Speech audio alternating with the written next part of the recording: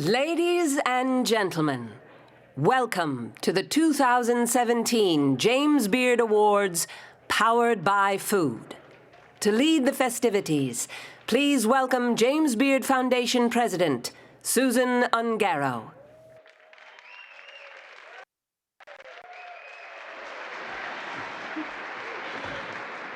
Well, good evening, everyone, and welcome to our 27th Annual James Beard Awards. 27 years. This annual gathering of our food world has always been a great time to reconnect with friends and colleagues, right? And last week, our media awards in New York City, we celebrated the power of food to bring people together and the power of the media and the press, who have made what and how and where we eat a source of how people connect more than ever before, especially through technology. For many of us, social media like Facebook, Twitter, Instagram, and Snapchat are as essential now as food and water, and maybe wine too. It's hard to remember, though, a time when I couldn't keep an eye on what Emeril, Rick Bayless, Carla Hall, David Chang, Ted Allen, or Maria Batali were cooking up, or where in the world was Andrew Zimmern and what was he eating now? Well, these days, I'm also enjoying keeping tabs on my 2-year-old granddaughter, Avery, by FaceTiming with her to see what she's having for breakfast, lunch, or dinner. I think one of the best things about connecting and hearing through Facebook and all of our other media is hearing the good news in real time from our friends, our family, and our colleagues and members of this wonderful food community. And there's been lots of good news lately. It's been a banner year, in fact, so far for American chefs. First, Team USA's chef Matthew Peters brought home an historic first-place finish at the Bocuse d'Or in Lyon.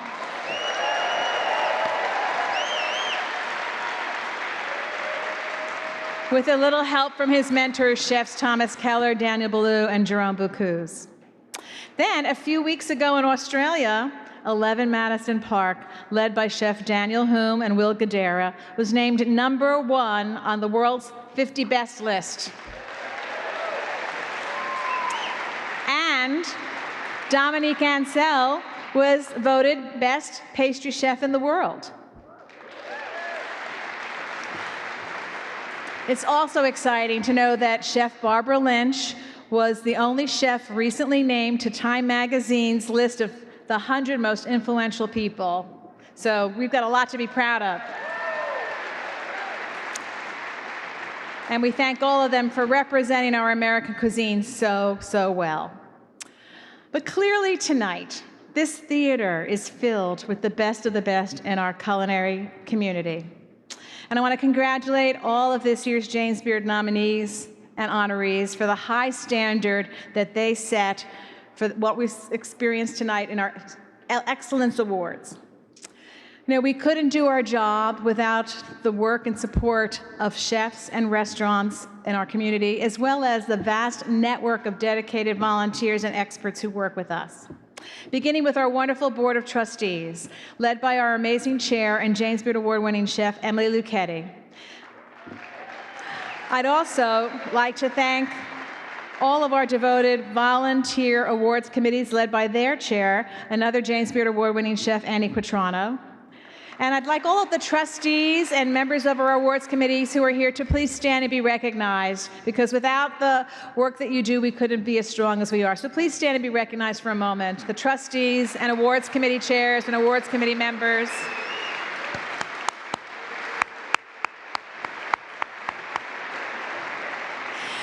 And I also need to thank the amazing, dedicated, talented staff of the James Beard Foundation that I work with, all of the judges who work with our awards committees, and our event producers, Bowen and Company.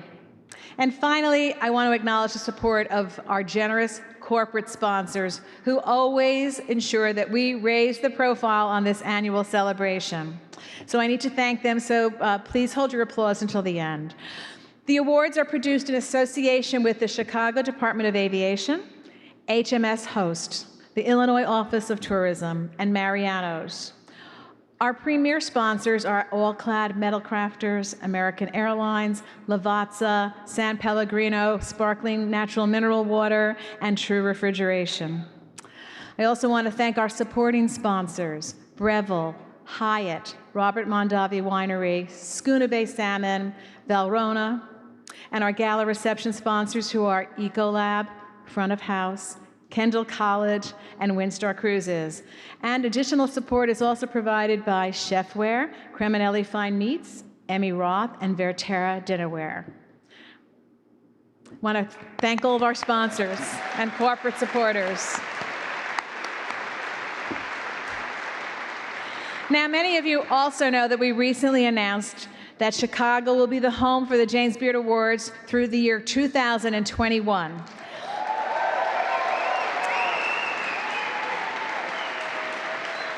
And we're so very grateful to the generosity of our proud hosts here in Chicago, especially Desiree Rogers, the chair of Choose Chicago, David Whitaker, the CEO of Choose Chicago, and Sam Toya, the president of the Illinois Restaurant Association, who are with us this evening. And of course, this city's great mayor, Rahm Emanuel, who understands and really celebrates the important role that food plays in our community, in his city, and in the whole country. So the mayor's here with us tonight, and I'd like to introduce him to welcome you officially to the James Beard Awards. Mayor Rahm Emanuel. Thank you. Thanks, Susan. 30 years. Congratulations to everybody that's made it and made this a great event in 30 years for the foundation, 3 years in what I call the culinary capital of America, the city of Chicago. Every year for the last 3 years, we used to say to the James Beard and all the chefs and all the cooks and all of the experts in the area of culinary, welcome back. This year I can say, since you will be here for another 4 years, welcome home to the city of Chicago, your home. Second, I would also like to make a special tribute because of the Chicago chefs who all, in our diversity, hold up the diversity of our city. And never has it been more important to celebrate that diversity than it is today in our city and in our country.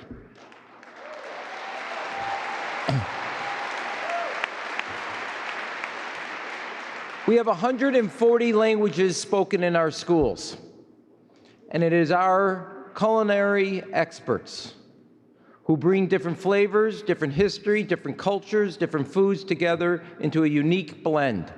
And I think at this time, in the most American cities, that we highlight and honor the diversity of a city, the diversity of our country, and the diversity that our chefs bring to their expertise. And I want to thank the James Beard Foundation for doing that and all the people from the city of Chicago.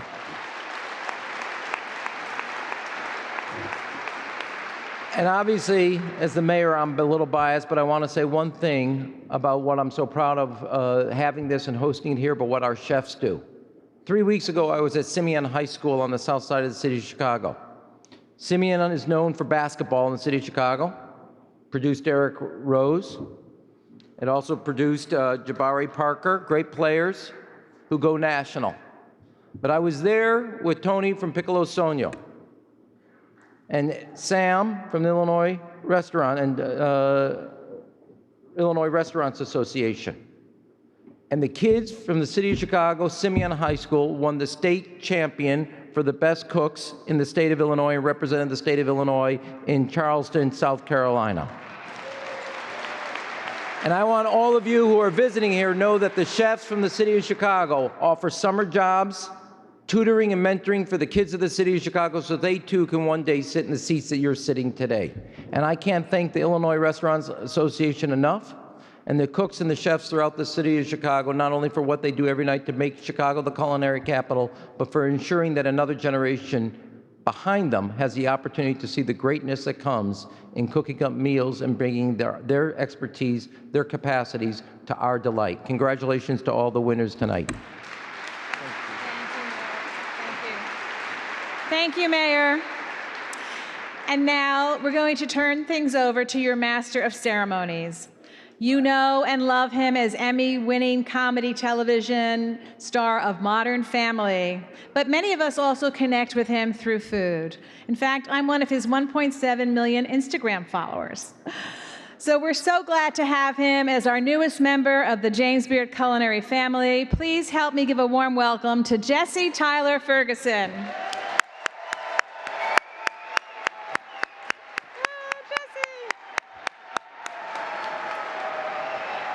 Hi, you guys.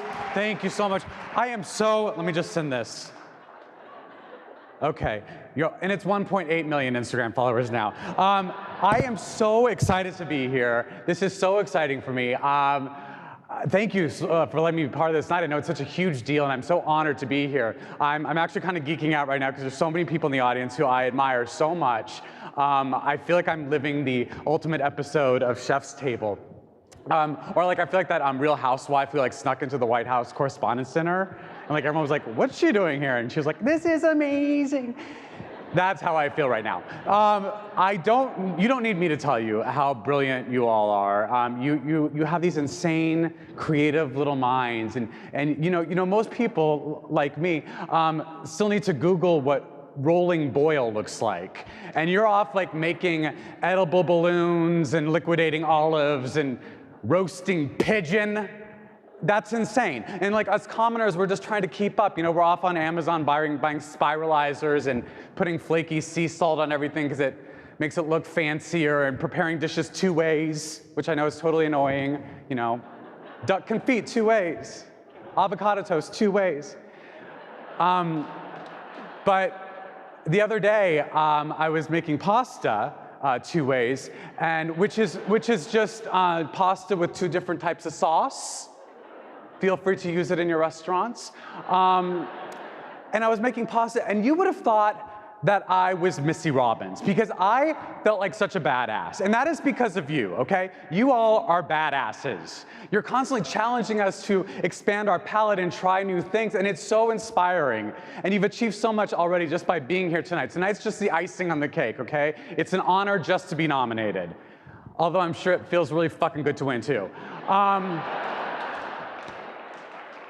So now it's time to meet this year's Gala reception chefs. You'll all be seeing them after the show, which has been told is currently scheduled to end at 9:45 tomorrow morning.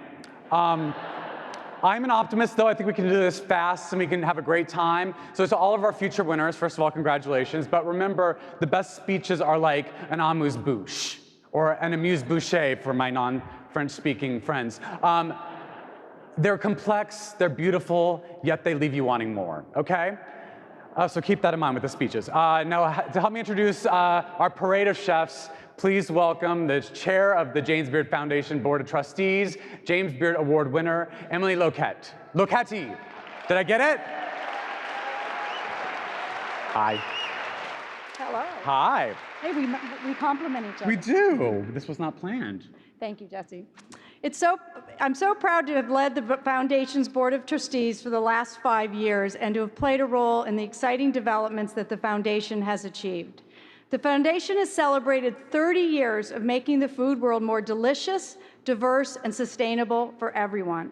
Thanks to all of you in the culinary community for your support and your role in making this all our successes. Now, let's meet the chefs making tonight more delicious for everyone, beginning with Grant Achatz, Rodelio Agalbat, Paul Berglund, Vishwa Bhatt, Joanne Chang. Graham Coburn, Gabrielle Quinones-Denton, and Greg Denton, Justin DeVilliers, Vinny DeTolo, and John Shook, Renee Erickson. Josh Evan, Vivian Howard, Edward Lee, Belinda Leung, Jimmy Macmillan. Diana Moles, Lamar Moore, Dalia Narvaez, yes, Kevin Nashin, Nadij Norian. Hugo Ortega, Zach Palacio, Anna and David Posey, Michael Rossi, Jeffrey Steelman.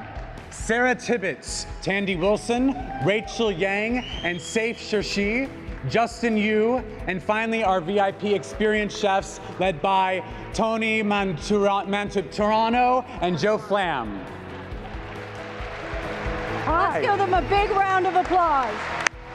Good, really good. Thank you so much, and now a word from our chefs.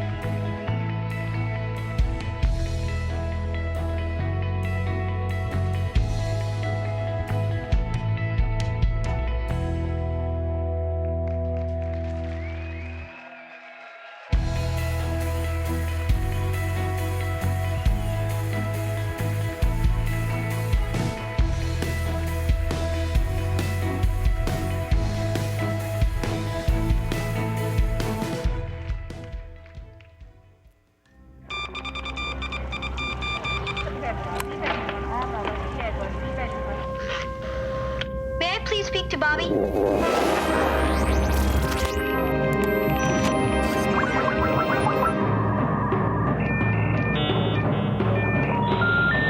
You've got mail.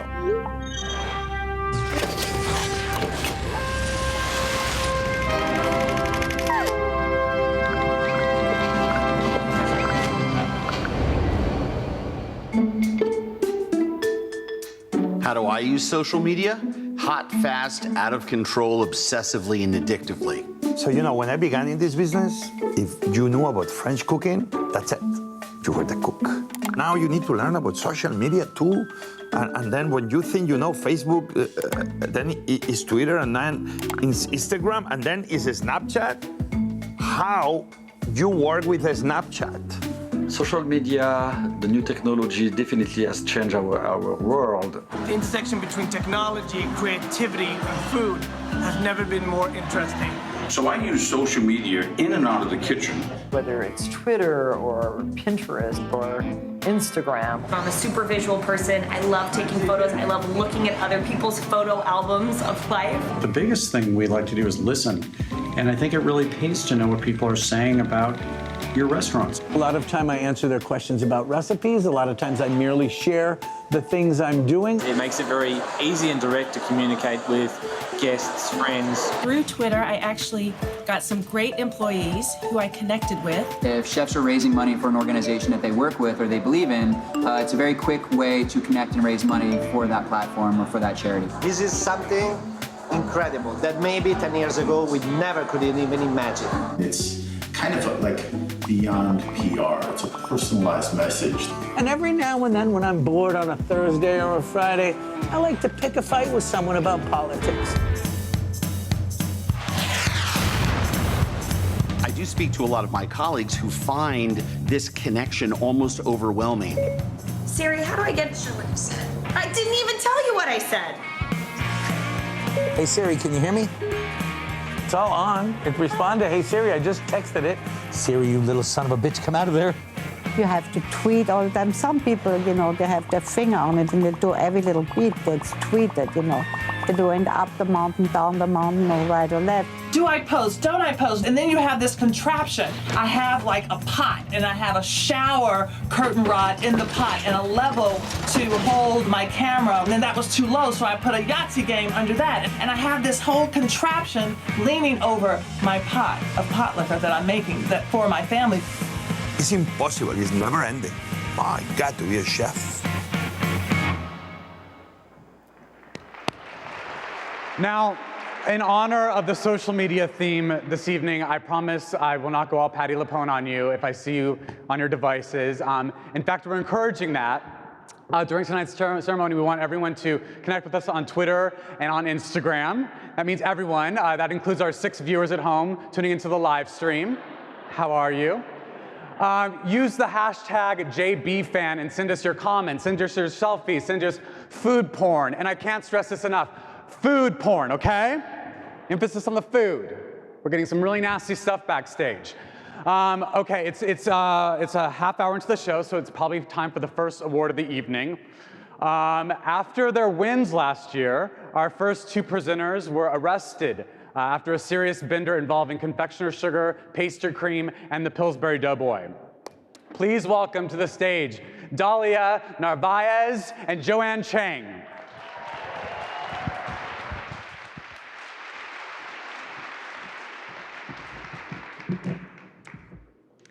Dalia and I are presenting the awards for Outstanding Baker and Outstanding Pastry Chef. And I love that we are celebrating technology this year and social media. I grew up in a traditional Taiwanese family, and we never had dessert. If there had been Instagram when I was a kid, I'll bet I would have run off to start a bakery even sooner. So at Mozza, our most Instagram dessert is my butterscotch budino. And while every dish should be photographed, social media gives us at Mozza more of a reason to be exact. This year's nominees for Outstanding Baker are creating treats that are both Instagram-worthy and delicious. Here they are. Ken Forkish, Ken's Artisan Bakery.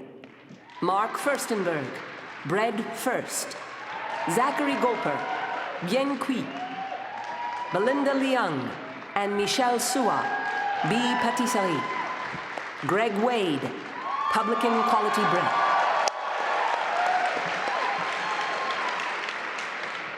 And the James Spirit Award goes to Mark Furstenberg, Bread First.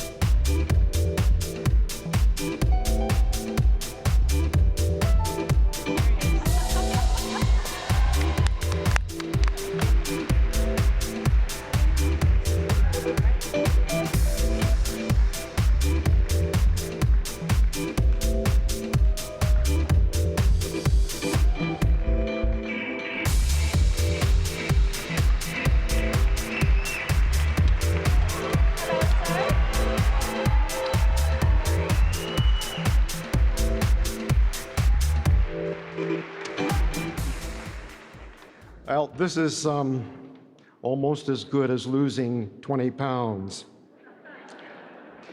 I started baking professionally when I was 52 years old. I could not have been successful if it had not been for my fellow nominee, Michele Suas, who's done more for American baking than any other person. And there are others who should receive this award. Bakers like Steve Sullivan, Jules Rabin, Tom Leonard, and other bakers who preceded me and who should be standing here. Permit me to thank my sons. They're here, and that's wonderful for me. But even more important, they generously overcame their filial skepticism about their father's opening a bakery at the age of 76, and were very supportive.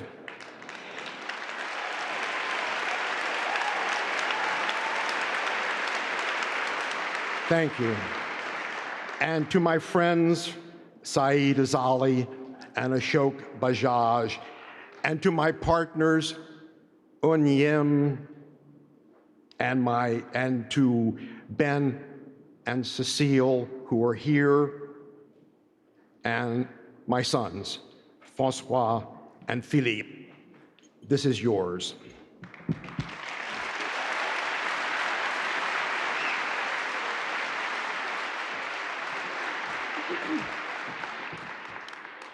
So next up, we'd like to announce the nominees for Outstanding Pastry Chef.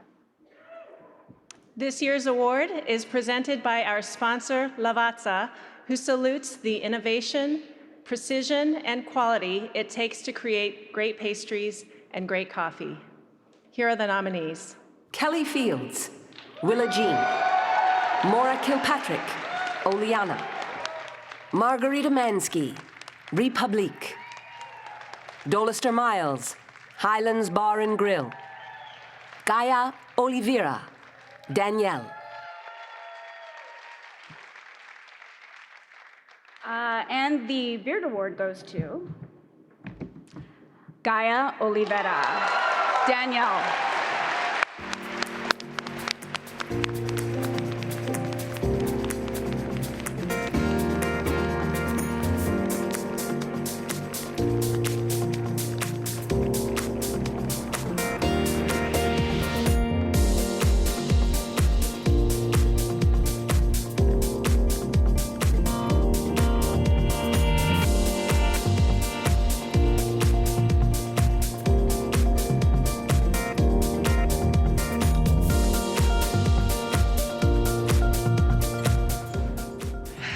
Hi, everyone.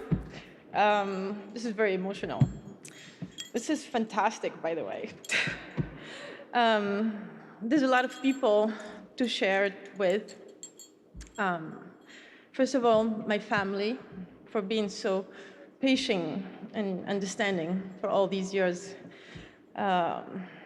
Second is Chef Danielle Wouloud and the Dynex group for giving me so many opportunities within the company and trusting me. The rest is for my wonderful team back in New York, for the past teams and the future teams, maybe. And that's all, I guess. I'm not really used to this. Used to make more pastry than talking, so thank you very much. Thank you.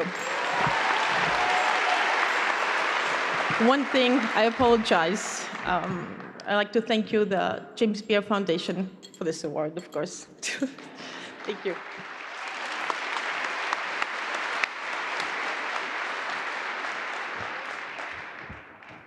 Ladies and gentlemen, I'm proud to announce George Clooney, Matt Damon, and Dame Helen Mirren will star in the movie version about this Bocuse d'Or gold medalist winning trio. Please welcome Daniel Boulou, Matthew Peters, and Young Yoon.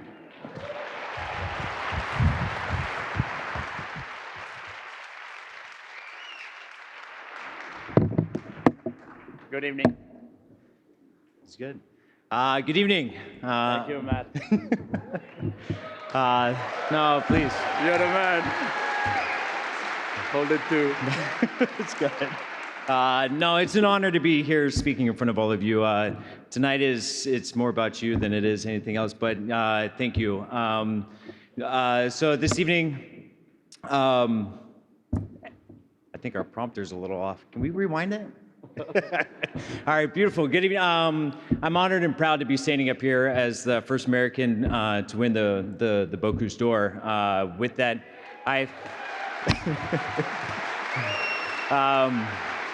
thank you.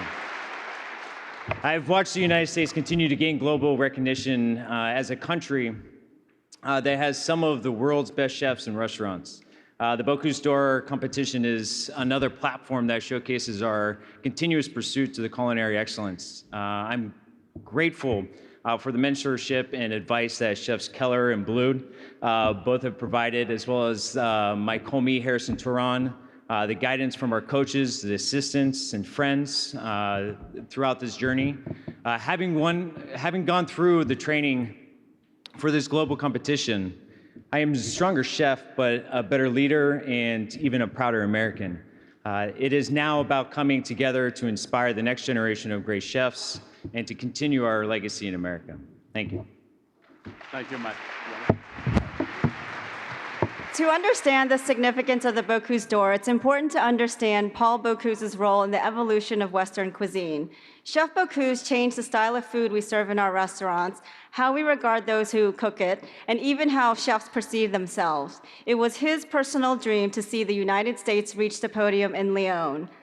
Thank you to all of the chefs and supporters who have been a part of the Team USA effort. It's because of you that we are all in this position. And finally, we thank Paul Bocuse on behalf of the United States and the culinary world. Thank you, Young.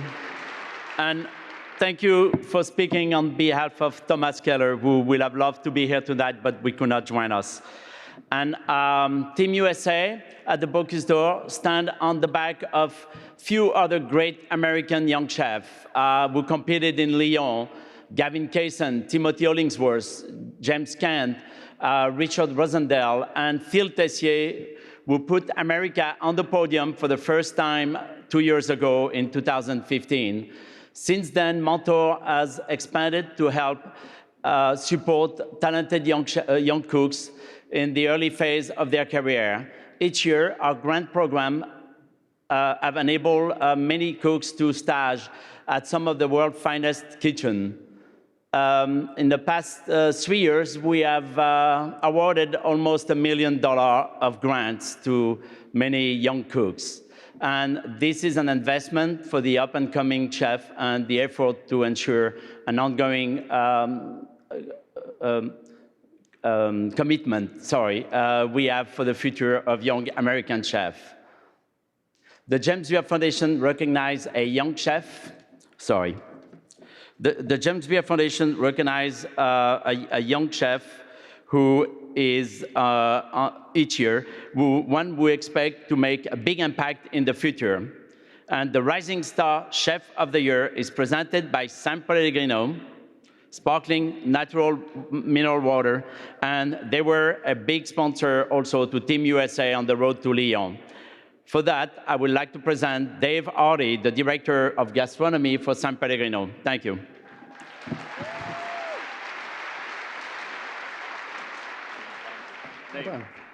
Thank you, Danielle, and once again, congratulations to you, Matthew, and the team for a job well done in Lyon. San Pellegrino is proud to follow the best chefs and restaurants throughout the world, and especially when it comes to supporting the next generation of award-winning professionals. Here are the nominees for the Rising Star Chef of the Year. Camille Cogswell, Zahav. Zachary Engel, Shaya. Matt Rudolfker, Momofuku Sambar. Jenner Tomaska, Next. Brady Williams, Canless. And the Beard Award goes to Zachary Engel.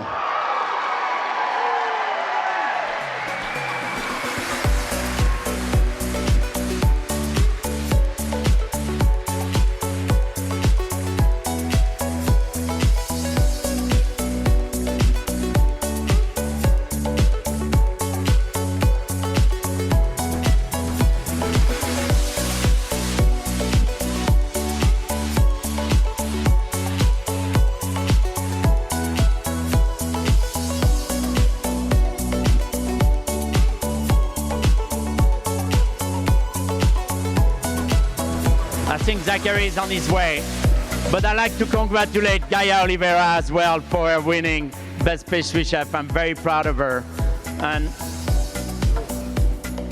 we are all very proud at the Daniel family in New York. Thank you, Chef. Congratulations.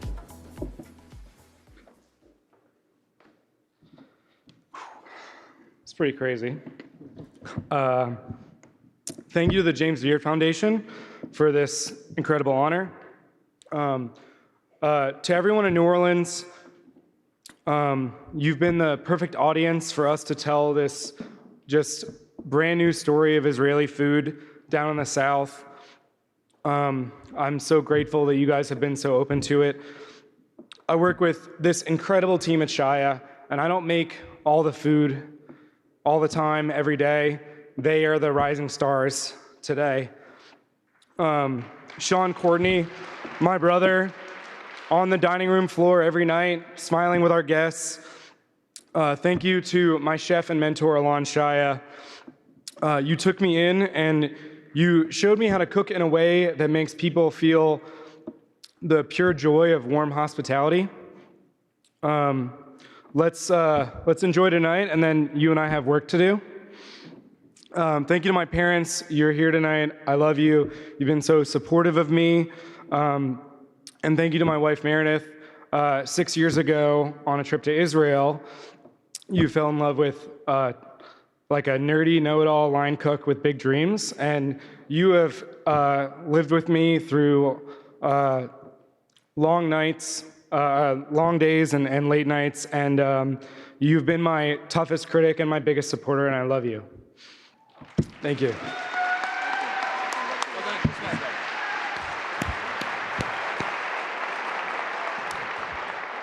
So for most of you, the name James Beard probably makes you think of fine dining. But the real James Beard wasn't just about fancy stuff. He also liked the real down-to-earth things too. And he was a lot like Brad Pitt that way. You know, he was happy to stand on the carpet next to Angelina Jolie in a gown in her evening wear. But sometimes he just wanted to stay home with Jennifer Aniston and eat Jenny's ice cream and watch HGTV, you know? That's why the foundation likes to reward the best local favorites across the country. Now, these are restaurants that carve out a special place in our hearts with great food and warm hospitality and a reoccurring role on Friends. This is the first of the America Classic winners we will be introducing you to tonight. Here's a peek inside Bertha's Kitchen in Charleston, South Carolina.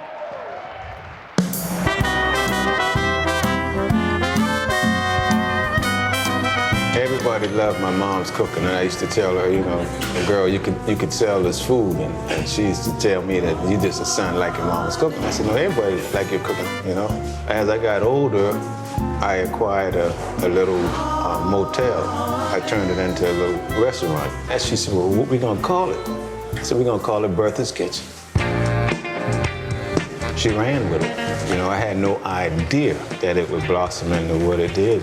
It takes a strong woman to run a restaurant like this. It's all women running the business, starting from my mom to me and my sisters and our daughters, and even my granddaughter is running the restaurant now.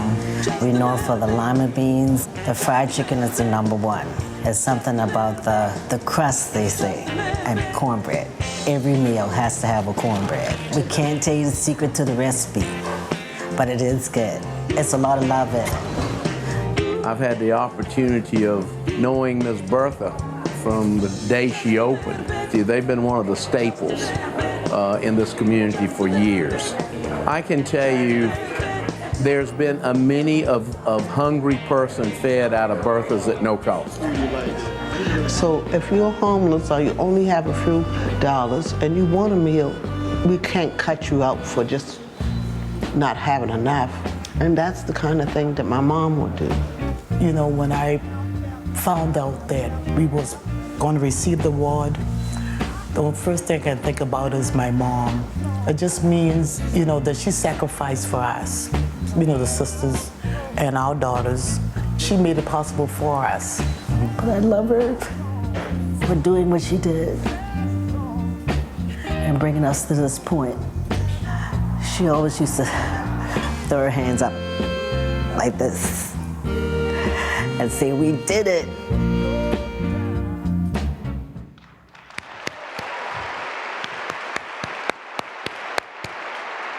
Our next presenter is a man who is best known for, oh, okay, yeah, I'm sorry. I hate to do this. I know you said no substitutions, but is there any way I could get a woman instead of a man? Yeah, I know that's totally annoying. I swear I'm not a fussy host, but I'm just, actually, you know what, let's do this. I still want the female presenter, but then can you also get a man on the side? Because I do like the interplay between the two genders. Is that okay? Okay, you know, I know oh God, I'm being told a nightmare. Okay, okay. Yeah, let's just do that. Oh, you know, actually, one last thing. If the man is a TV personality, can she possibly be one too? Yeah, okay, you know what? Let's make her a TV icon, because that's easier, of comedy, not drama. I can't do drama, and that should be great. And thank you, and then a Diet Coke Zero. Okay. Ladies and gentlemen from the Food Network, please welcome Jeff Morrow and Valerie Bertinelli.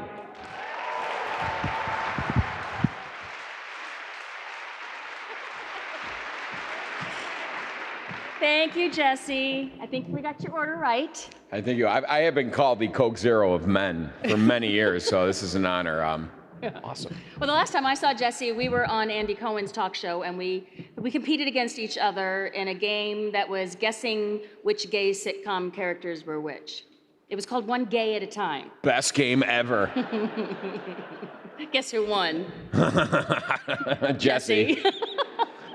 Yeah, he killed it. Okay, but we are here to find out the winner for Outstanding Wine, Beer, or Spirits Professional. Those talented nominees are being recognized for making a national impact on the industry, one Chardonnay at a time. Oh, I haven't heard that before. I know. All right, let's start off. Right here we got Sam Calione from Dogfish Head Craft Brewery. Diane Flint, Foggy Ridge Cider.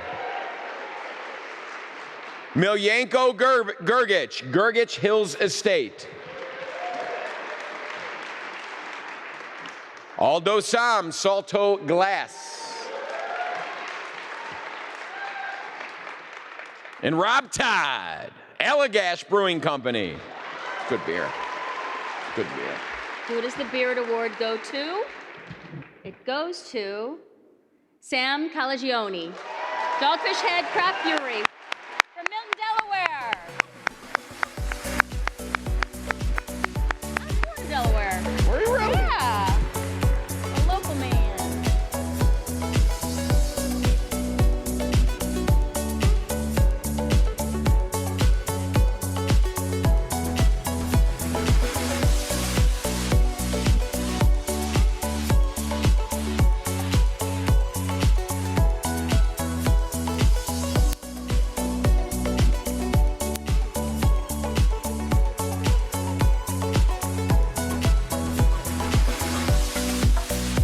Thank you so much. I didn't expect this.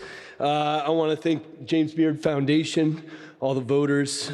Congrats to all the finalists in my category and all categories, especially my brother in beer, Rob Todd from Allagash.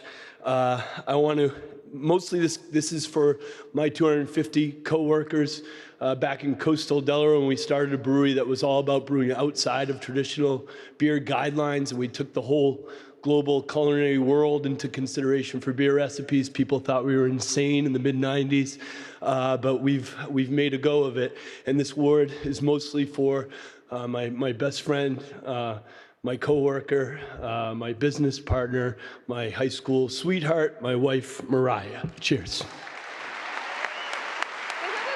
Wait, take that. That's yours. You guys, I'll sign it later. We'll sign it. No, stop. Stop it. Stop. All right, I am proud to call Chicago my hometown, born, raised here, still live here, can't leave. They won't let me. Elmwood Park, baby. Harlem Avenue. It's a great place to live, eat, and obviously my favorite thing to do on this planet, drink. And I actually grew up underage drinking on these same very streets here. Jilly's! The award for Outstanding Bar Program was created 5 years ago, and since then, Chicago has taken home the honor twice. Some of my favorite places, the Violet Hour and the Aviary. So, pioneers in the booze game. But both great places to celebrate winning a James Beard Award, possibly tonight. So, Or to celebrate presenting a James Beard Award? I think we're in it, me and you, Okay, that's all right. night. We'll We're gonna celebrate. out the sunroof in a limo, me and you. We're like the old days. Oh, God help us. These are the nominees for Outstanding Bar Program. Arnaud's French 75 Bar, Bar Agricole, Clyde Common, Cure, The Dead Rabbit. Okay. Who's taking it home? And the James Beard goes to Arnaud's French 75 Bar, Nolans, Lizanne.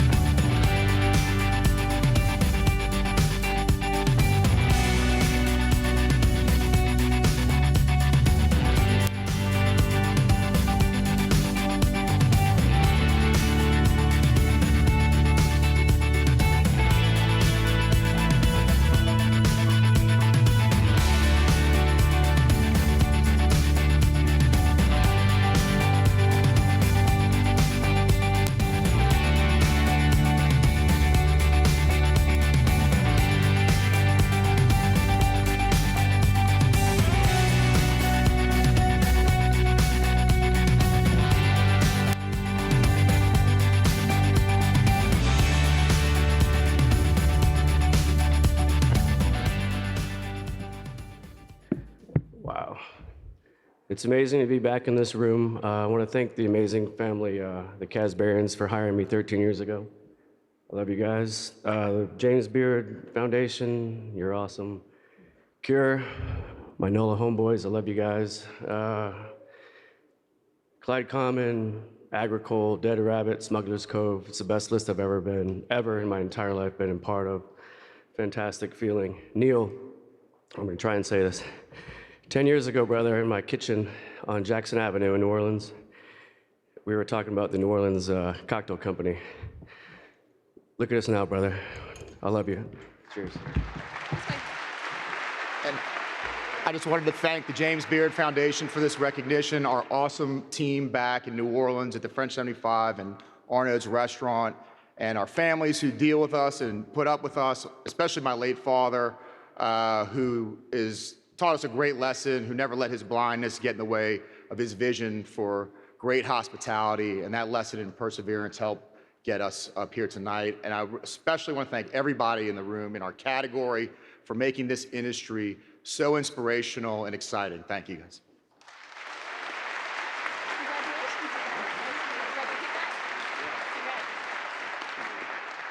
Our next two presenters were decanted a few hours ago, so they should be at their best right now. If not, give them a few more minutes to breathe. Please welcome James Beard Award winner Curtis Duffy, and from Constellation Brands, Nick Withers.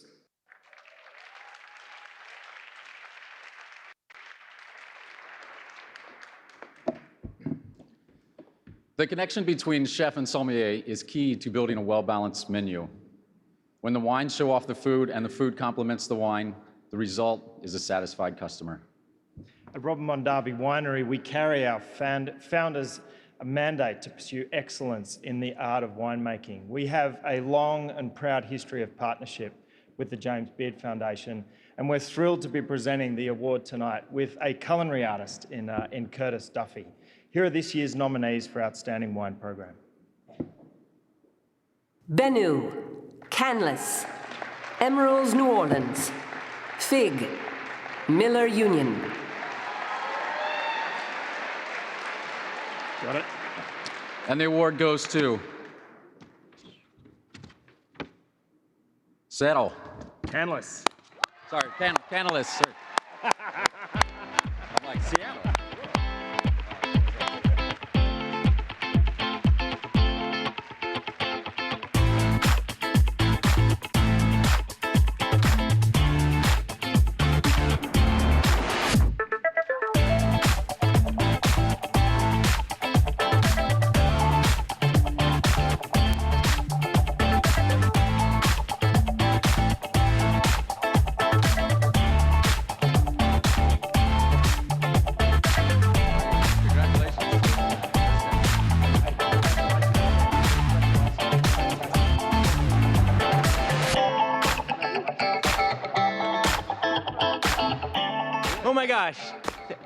Thank you. I'm Brian Canlis. This is my big brother, Mark.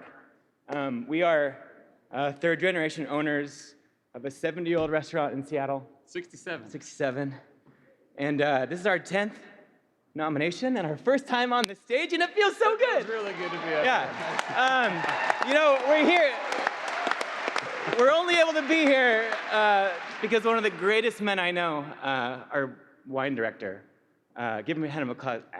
A hand of applause for Nelson DeKip. Come on up, buddy. You're the best. Dude. Thank you. Well, thank you first to the James Beard Foundation for the incredible recognition, and congratulations to all the other nominees. I moved from Hawaii 15 years ago and have been at Canlis for almost 15 years. So thank you for the Canlis family, for Mark and Brian, for trusting me with the keys to the cellar, believing in me, and always investing in me as a person and professionally as well. So this is for everybody in Seattle. This is for Brady, for Jackson, for Elton, for Wanda, for James, for Kyle, the past Psalms, for Keiko, and for DK. So with gratitude, aloha, thank you all very much.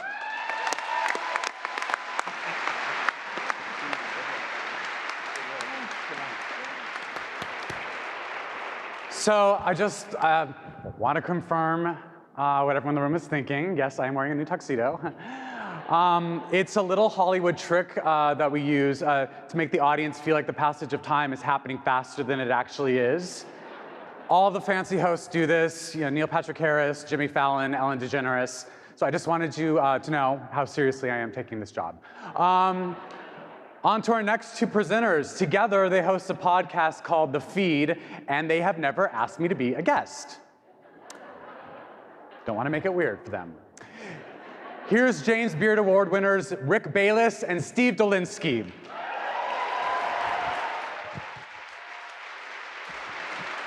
We're gonna book him. We're gonna book him. Yeah, Okay. yeah. All right. Before you start, I want to say something. First of all, congratulations on the 30th anniversary of Frontera Grill. Thank you so much. Your dedication, your passion for what you do, it raises the bar for everybody, and I think you really have raised the flag for Chicago internationally, and so kudos on this milestone. Thank you so much. Thank you, thank you, thank you. Well, ever since I stepped off the plane when I was 14 years old in Mexico City, my life's work has really been to connect people to Mexican food and Mexican culture.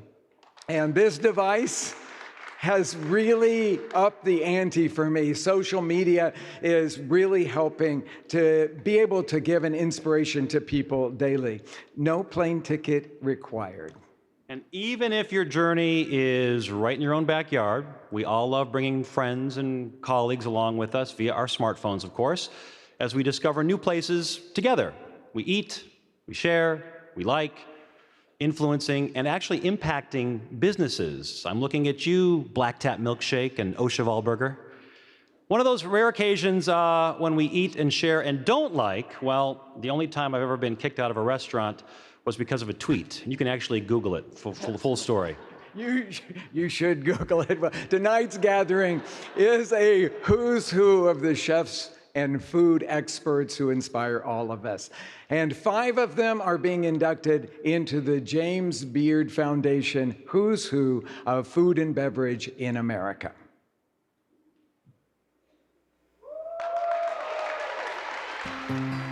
Michele Nishan believes food equals change and has devoted his career to being a force for that change. A son of farmers, he was a pioneer of the farm-to-table movement, putting his passion to the plate when he opened Mishmash in Connecticut and The Dressing Room with Paul Newman. But promoting healthy food became personal when his son developed diabetes, and Michele realized there were many more families in need. In 2007, he founded Wholesome Wave, a nonprofit focused on making fresh food more affordable and accessible for low-income families. Their victories include a successful fruit and vegetable prescription program and a $100 million allocation in the 2014 Farm Bill. Michele is a leader in chef advocacy, co-founding Chefs Action Network and the James Beard Foundation's Chefs Bootcamp for Policy and Change. He is a cookbook author and multiple James Beard Award winner, including Humanitarian of the Year. Though he has spent over 30 years advocating for a better food system, one gets the sense that Michele Nishan is just getting started.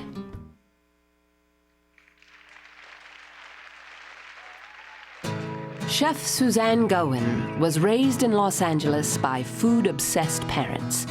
Before she was out of high school, Suzanne was interning at legendary Ma Maison. After college, she went on to work for Alice Waters, taught English, Alain Pessard in France, and eventually as executive chef of Campanile, a prime spot on LA's culinary map. In 1998, Suzanne struck out on her own, opening Luke with partner Carolyn Stein, which was met with instant success. But it was just the beginning. AOC, Tavern, and multiple outposts of the larder bring Suzanne's distinct cuisine and signature style to diners all over the city.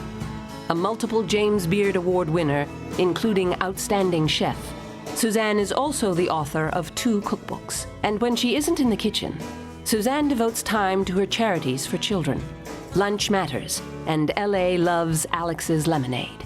She resides in Los Angeles with husband Chef David Lentz, their 3 children, and what has become her extended family at the Luke Group.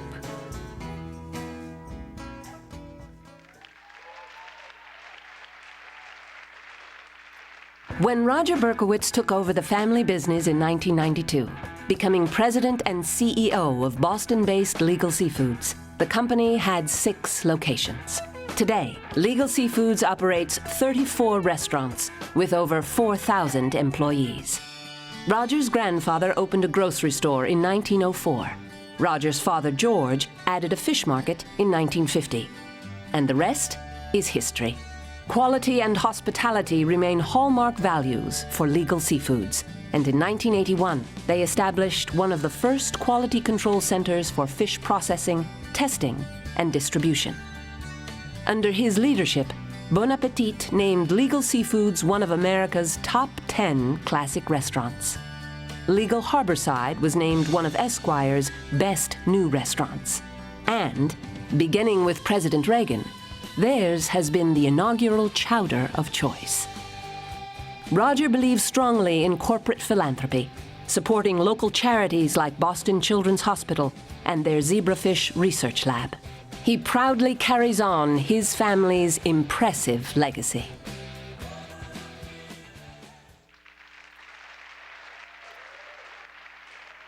Evan Kleiman calls herself a culinary multitasker, or admits it may be culinary ADD. The chef, author, radio host, and restaurateur has spent the last 50 years fascinated with food. Growing up in Los Angeles, Evan was 17 when a trip to Italy opened up a whole new culinary world and inspired her next venture. As proprietor and chef at Angeli Cafe for 28 years, she was credited with reintroducing rustic Italian cooking to the U.S. In 1997, Evan became the host of her own radio show, Good Food, and found the perfect outlet for exploring the many connections between food, humanity, and culture. In this role, she has become a trusted resource for all who care about food issues. Evan is the founder of LA's Slow Food Chapter, serves on the Los Angeles Food Policy Council, and teaches food studies at UCLA. She's authored 6 cookbooks, including the classic Cucina Fresca, and created a video app, Easy as Pie, which is exactly how she makes her culinary achievements look.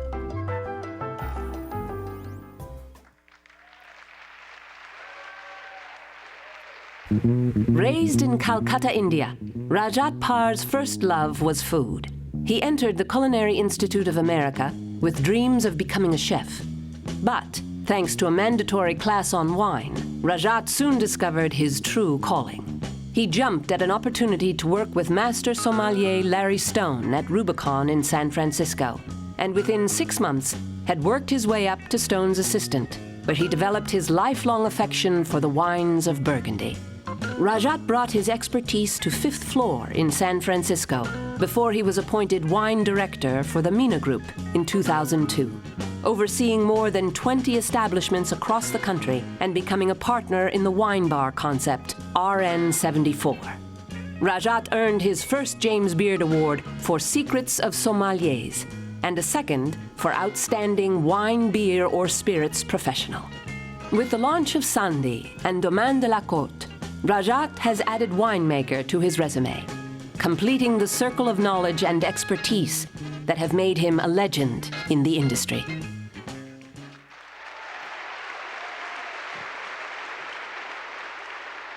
Do you have a charger? No. What's with the yoga pictures all the time? Well, you know, I'm into it. Come on. Oh, excuse me. Okay. Well, congratulations to all of this year's honorees, and here they are.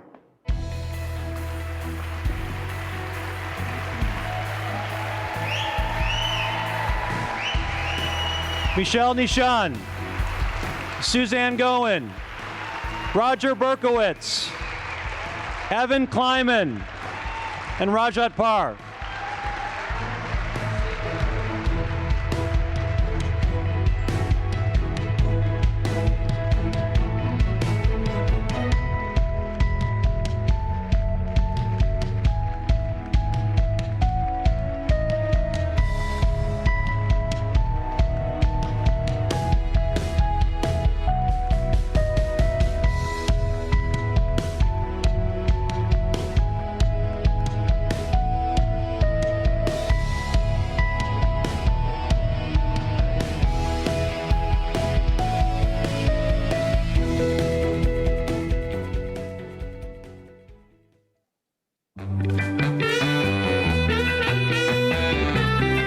Joya's Deli and hot salami are one and the same. If you go anywhere and you say, hey, where's that hot salami place? They're gonna point you to Joya's Deli. Charlie Gioia opened in 1918 with his family, and then when he retired, his two sons, Steve and Johnny, took it over, and in 1980, my family bought it. We turned it from a market to a deli. We've gone from there. Charlie Gioia was from northern Italy and then brought his family's recipe. It's called salam di testa, which we call hot salami now. We make the hot salami in the same room using the same process that Charlie and his sons did 99 years ago. We make 1,600 pounds and we sell it all within 5 days. It's a cooked fresh product that we boil, and then we never take it down from the temperatures. We keep it hot, and then it goes straight onto the slicer, and it's sliced right in front of you when you order. It never cools down. That's the real secret of the hot salami. Look at that, double salami. Double the taste, the salami. I tell you what, this is so good, it'll make your mouth slap you. Woo, it's good. I've eaten every sandwich on the hill at every deli. I can definitely attest these are the best sandwiches in St. Louis. If you're on a diet, don't come near the hill. I don't know anywhere you go in St. Louis if you're on a diet. I really don't. Joya's represents something that has withstood the test of time. It's the same tradition it was 99 years ago. We just kept doing what we do well, which is make this incredible product and serve it to the people as fast and as friendly as possible. That's what Joya's is.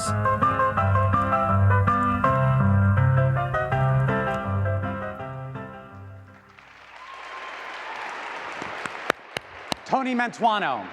Tony Mantuano. Tony Mantuano. Eater just tweeted at me, they're like, wow, he butchered Tony's name. Okay, calm down, Eater. Jesus Christ of Latter-day Saints.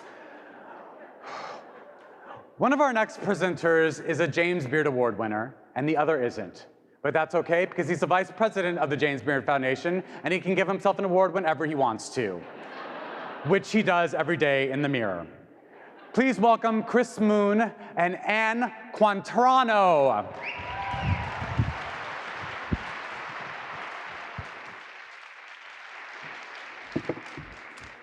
Good evening. As Susan Ongaro mentioned earlier, it has been a great year for American chefs, and it has also been a great year at the James Beard Foundation. It is my honor and privilege to attend the awards tonight as the new chairman of the Foundation's Awards Committee. I must thank the dedicated committee members, chairs, judges, and staff from the Foundation who work throughout the year to make these awards possible. Our foundation is best known for these annual awards, but we have a number of other exciting programs that help us achieve our mission. Our performance space for chefs at the James Beard House in New York City hosts over 200 dinners every year. We have awarded over $6.5 million in scholarships to aspiring culinary students. We recently expanded our impact programs which focus on food system advocacy. Our impact work has grown steadily over the last decade. Since 2010, our annual food summit has welcomed scholars, corporate executives, farmers, philanthropists, chefs, and other thought leaders to explore food systems issues. Our leadership awards were created in 2010 to recognize visionaries building a safer, healthier, and more sustainable food world. And to date, we have recognized more than 35 honorees. Please make sure to save the date for this year's events taking place October 23rd and 24th in New York City.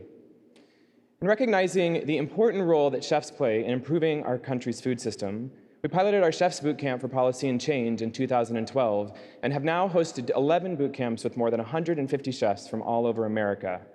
This signature program trains chefs how to advocate for the causes they feel passionately about at the local, regional, and federal levels, and many of those chefs, of course, are here with us in the audience tonight. We hope all of you will be inspired to learn more and get involved.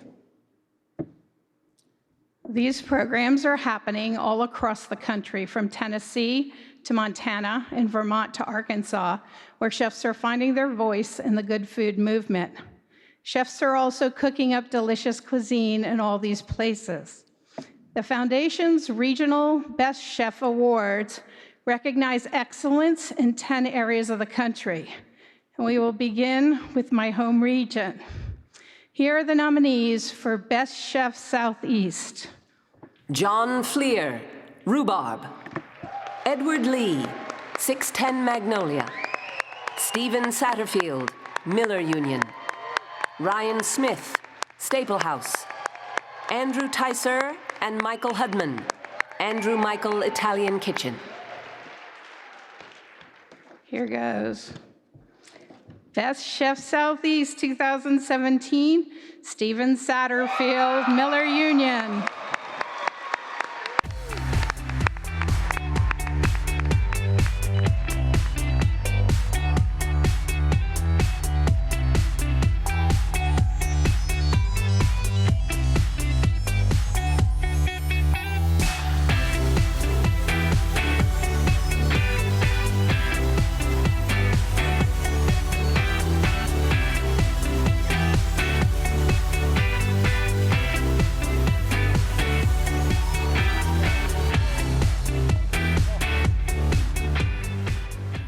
Well, this is really surreal. You know, I'm just overwhelmed. The team at Miller Union, we could not do this without you guys. It's a daily challenge to uphold our standards, and what we've created is pretty amazing, and I just love our team so much. Neil McCarthy, my business partner, my work husband. It's just an honor. Thank you to the Beard Foundation, Southern Foodways Alliance. You guys blown away. Thank you. I've only got one thing to say, and that's make love, not walls, please, Donald.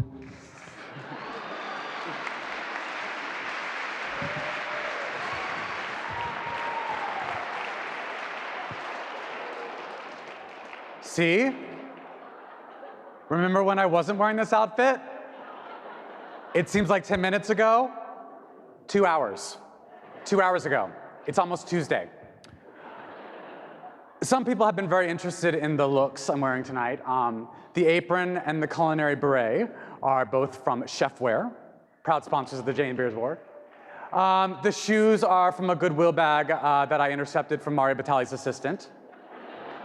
And if you are lucky enough to get next to me this evening, you will notice that the scent I'm wearing is Glow by Jennifer Lopez.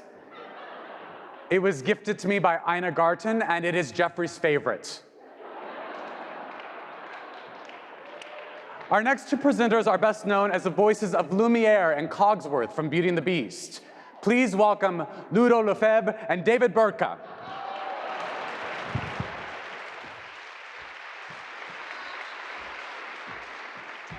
Thank you, Jesse. So, yeah, he is good. He's good. This French accent is not that good. Not good. No, this French accent, no. So before I trained as a chef, I worked in the theater. There is nothing quite like the moment that the lights go down, the curtain rises, and the audience is transported into the world of the play. A well-designed restaurant offers a similar bit of magic as you enter the world for a patron or a chef. As a chef, it's our goal to create a dish that stimulates all our senses. We eat first with our eyes. Sorry, thank you very much. And great design is the final ingredient to a perfect dining experience. Nicely done. These are the nominees for Outstanding Restaurant Design in a restaurant with 75 seats or less. Avroco for Single Thread, Healdsburg, California. Guga for Kismet, Los Angeles. Ken Folk Incorporated for Leo's Oyster Bar, San Francisco. And the Beard Award goes to Avroco.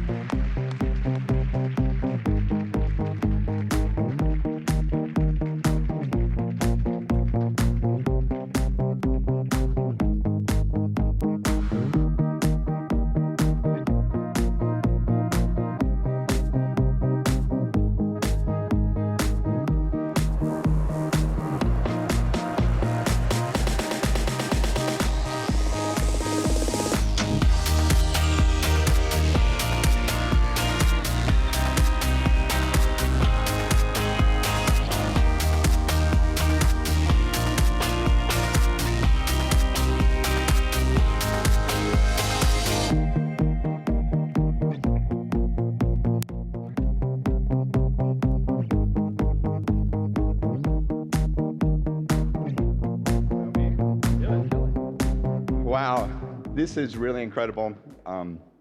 Thank you to the James Beard Foundation. And, you know, we all work as such an incredible group here, but we also just couldn't do it without our teams. And so we really want to thank all of the talented designers that we have all over the world, but especially the ones that worked on this project in San Francisco.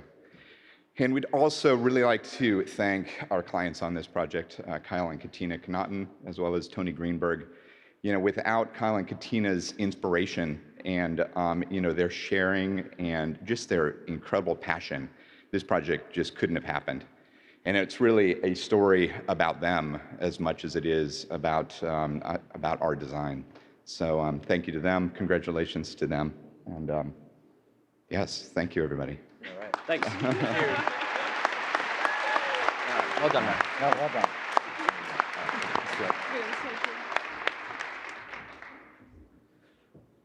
Bon. Daniel, Volu, thank you for warming up the French accent. Love you, Daniel. Next up, the nominees for Outstanding Design in Restaurant with more than 75 seats. Here they are. Avroco for Momotaro, Chicago. Home Studios for Goin Butcher Shop and Restaurant, Los Angeles. Meyer Davis for St. Cecilia, Atlanta. The B Awards going to Meyer Davis for Street Cecilia, Atlanta. I repeat, Meyer Davis.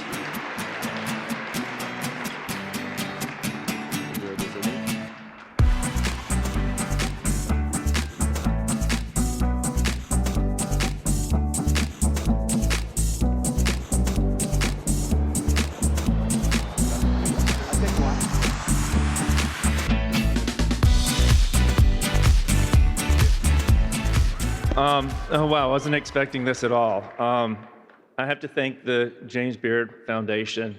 I also have to thank Will Meyer, my business partner, who inspires me every day when I go into the office, and also my amazing design teams, both here in New York and also in LA, and for Ford Fry for giving us the opportunity to design this really beautiful space. So thank you very much. Thank you.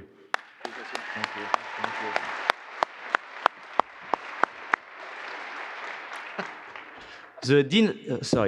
you. The Design Icon Award was created to recognize the role of great design plays in historic restaurants. Last year, the fourth season in New York City received the very first awards.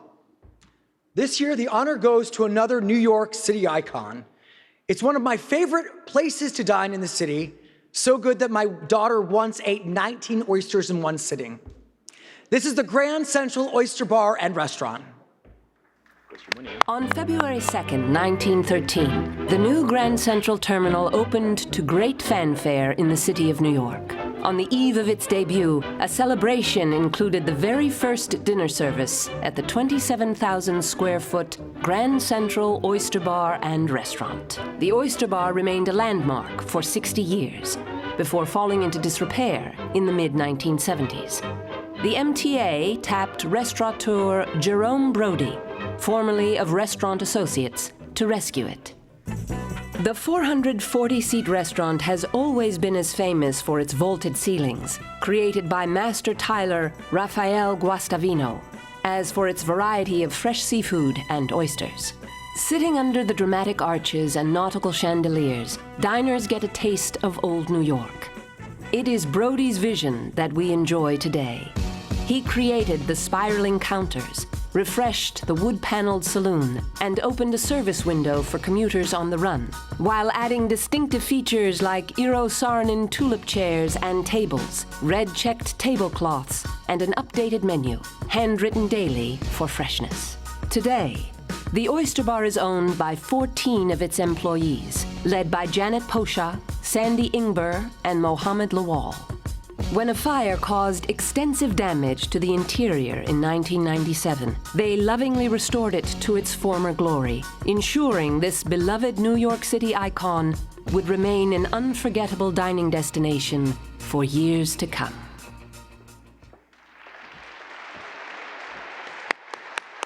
To accept the award on behalf of the Grand Central Oyster Bar and Restaurant, please welcome co-owners Janet Poshaw, Sandy Ingberg, and Mohammed Lawal.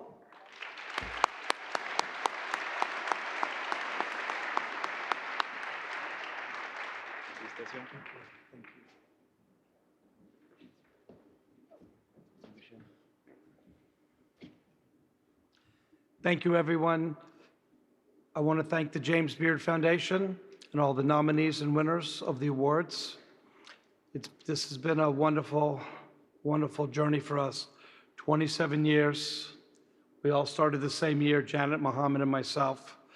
And we really, really love to appreciate Mr. Jerome Brody, who had this vision in 1974 to open a world-famous seafood restaurant. The restaurant itself, which was opened in 1913, it's iconic. It really is. It's working in world-famous Guastavino tiles, and the landmark that the restaurant is, it's been just a tremendous experience. And I want to thank everyone on our staff, the kitchen staff, the waiters, everybody who make us a wonderful restaurant. Thank you so much. Thanks again.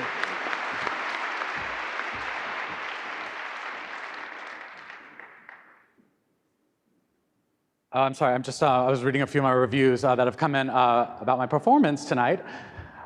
Social media, everyone's a critic, right? Oh, God, okay, here's something crazy. It's Eater trolling me again, okay. Oh, from the New York Times, okay, Pete Wells, wow, fancy. What does he have to say? Oh, it's just a series of questions. Jesse Tyler Ferguson, did you see your performance at the 2017 James Beard Awards? Did you sit in the audience? Did your performance live up to your expectations? Did panic grip your soul as you stared into the whirling hypno wheel of the evening, where adjectives and nouns spun into a crazy... Okay, you know what? Tonight's not about me. Tonight's about you, and I think we're about to go into another video package, so let's go ahead and let's roll that.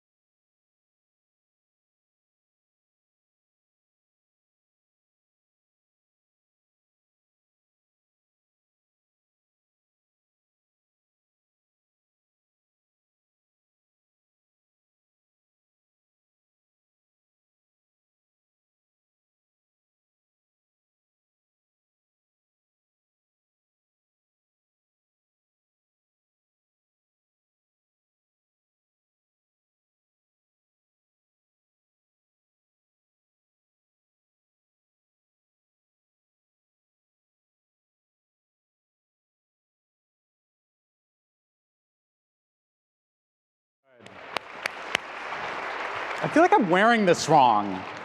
I think I could have gone a size smaller. It's huge. Though our next presenter does love to eat, she's mostly here because she got done shooting Chicago PD early, and she just doesn't want to go back to her room with the Oakwood. Please welcome Sophia Bush and Corey Job from Illinois Office of Tourism.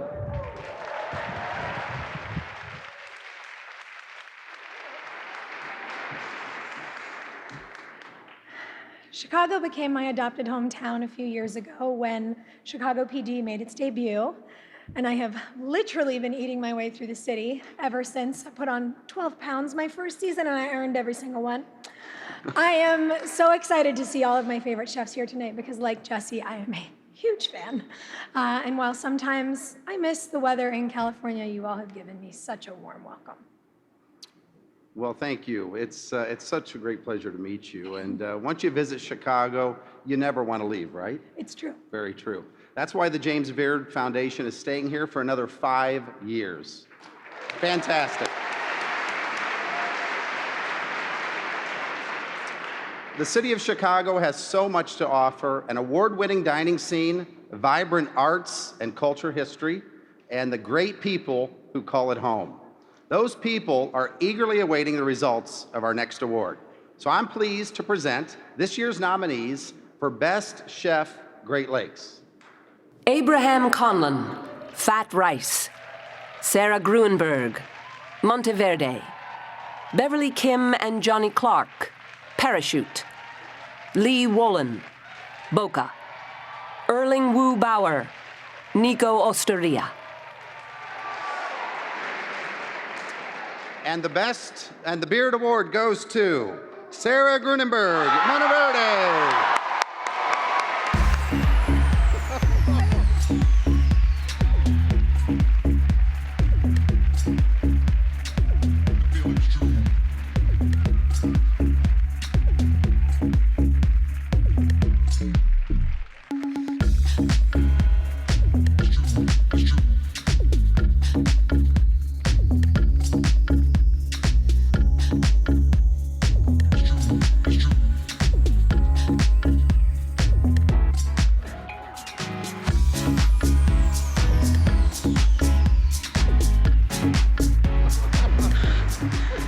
I don't even know where, I don't know. Thank you. I didn't plan a speech. I just want to say thank you to Tony Montuano, who taught me everything about Italian food, to my mom and my aunt who are here, who taught me how to be a woman entrepreneur, to my fiance Jamie, who has been with me for 12 years through line cook and now running a restaurant, and then my best business partner in the world, Meg Saz, and Rob Mosier. I couldn't do it with you. I love you guys. And to Chicago and all the chefs, I love you all. You're amazing. Thank you. And David, I love you too. Thank you.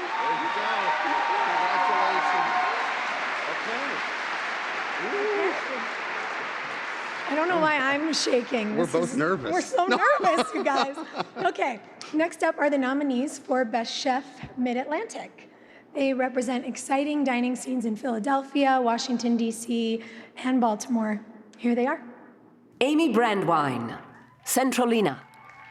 Tom Cunanan, Bad Saint. Rich Landau, Veg. Greg Vernick, Vernick Food and Drink.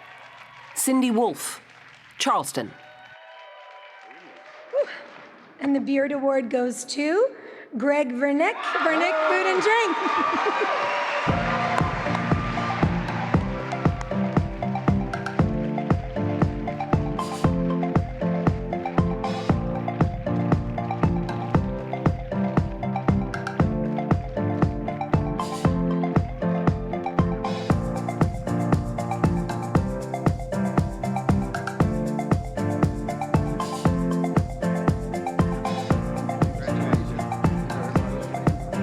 Thank you very much.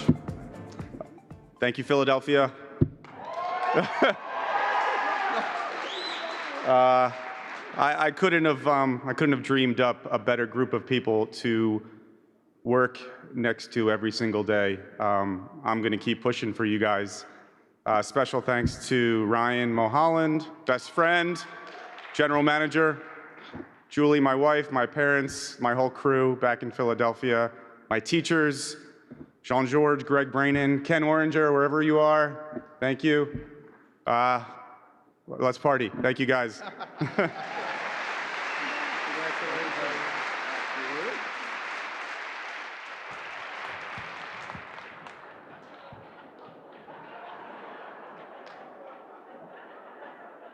Every year, we're introduced to intense and wildly new trends that make their way into our hearts, our kitchens, and most importantly, our mouths. These fads excite us and invigorate our creativity. We're popularized by Byzantine new ways of preparing food. We sous vide. Please help me honor the memory of the annoying food trends we finally said goodbye to this year with a moment of silence.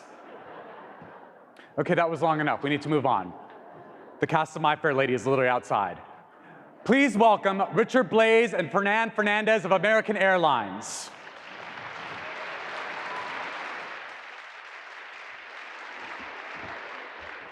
All right, hey, like many of you, I am addicted and hyper linked in to social media. I mean, if Instagram had not come into my life, I might never have discovered the uncanny resemblance between Rick Bayless and Salt Bae, which, by the way, is Salt Bayless.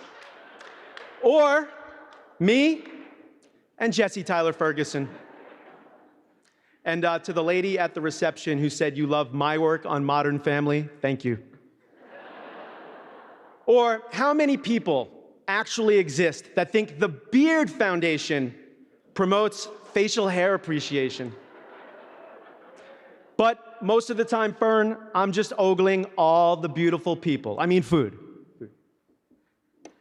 But Richard, why would you just settle for looking at food on your phone? At American Airlines, we can help you taste it with 6,700 flights daily to 50 countries. We want to carry you to the best dining destinations, including the restaurants being honored in our regional Best Chef categories. These are the nominees for Best Chef Northeast. Karen Nakunowitz, Myers and Chang. Cassie Puma, Sarma. Susan Regis, Shepherd. Benjamin Suckle, Birch. Andrew Taylor and Mike Wiley, Eventide Oyster Company.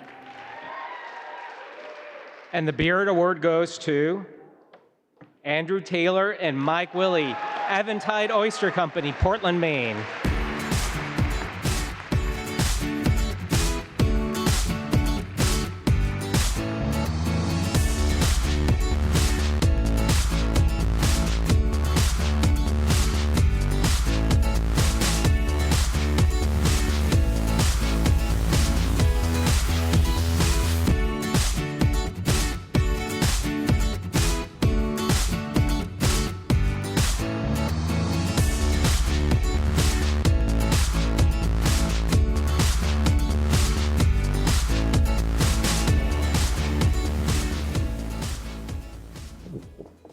Since I'm terrified, I'll make this quick. Thank you to our business partners and specifically our families who have made this all possible.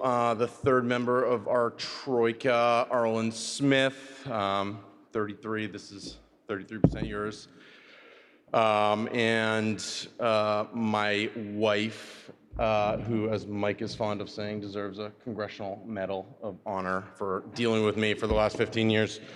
This'll have to suffice, I think. And my kids, Lincoln, Oliver, and Julian. I love you guys. Thanks so much to the Beard Foundation. Thank you to our amazing crews back in Portland, Maine at Eventide Oyster Company, Hugo's Restaurant, and the Honey Paw. This belongs to you guys. Thanks a lot.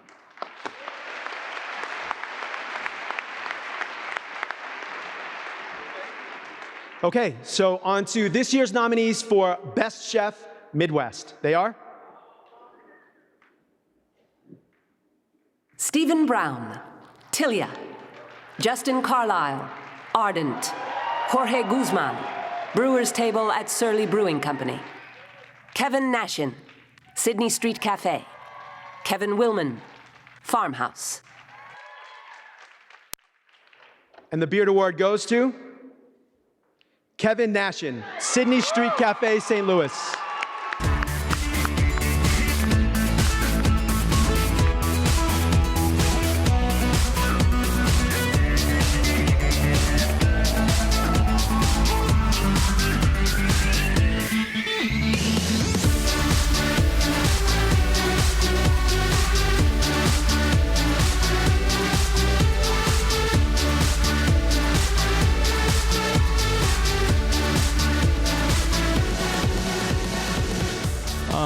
Wow, would have never thought this happened. I want to thank the Beard Awards and Beard Foundation, and I want to thank my beautiful wife, Mina, and my brother, Chris, all the teams, past and present at Sydney Street. And I just want to thank St. Louis, and I want to thank two of my mentors, Roland Liccioni and Jamie Shannon. I love you guys.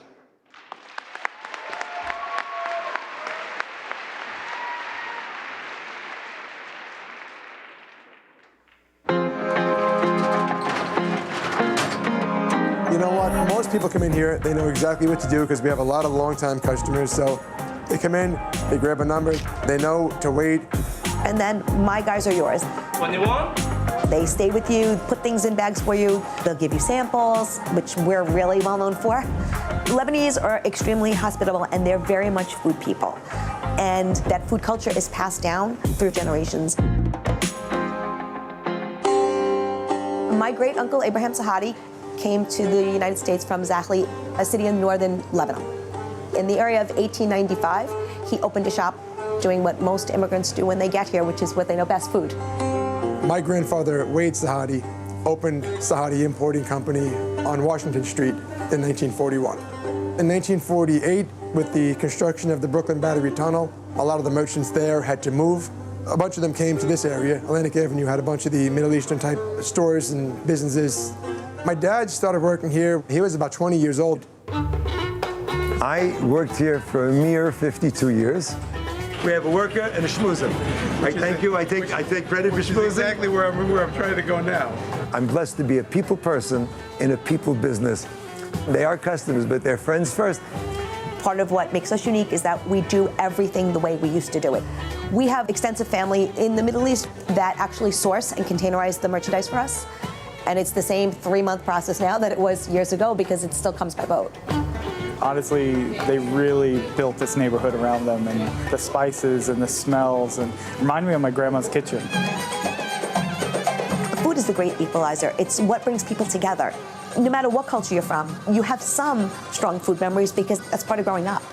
It's really important to us to share that with as many people as we can. Sometimes we've had 3 and 4 generations here at one time, and enjoying their company, enjoying their stories, make it a pleasure to be in this kind of business.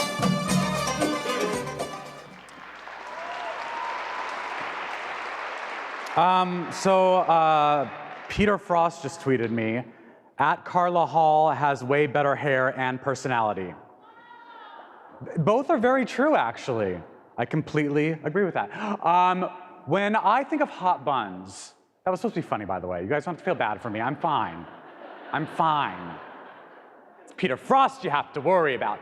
When I think of hot buns, I immediately think of 2 things, Mamafuku and Jonathan Waxman. Ladies and gentlemen, David Chang and Jonathan Waxman.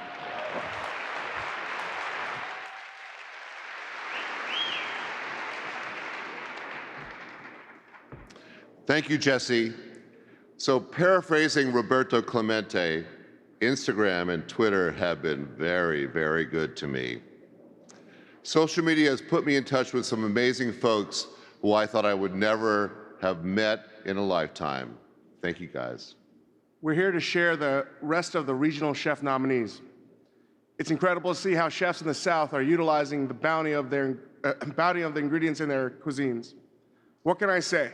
Almost everything there is delicious. Here are the nominees for Best Chef South. Vishwa Bhatt, Snack Bar. Nina Compton, Compère Lapin. Jose Enrique. Slade Rushing, Brennan's. Rebecca Wilcombe, Herb Saint. And the Beard Award goes to Rebecca Wilcombe, Herb Saint.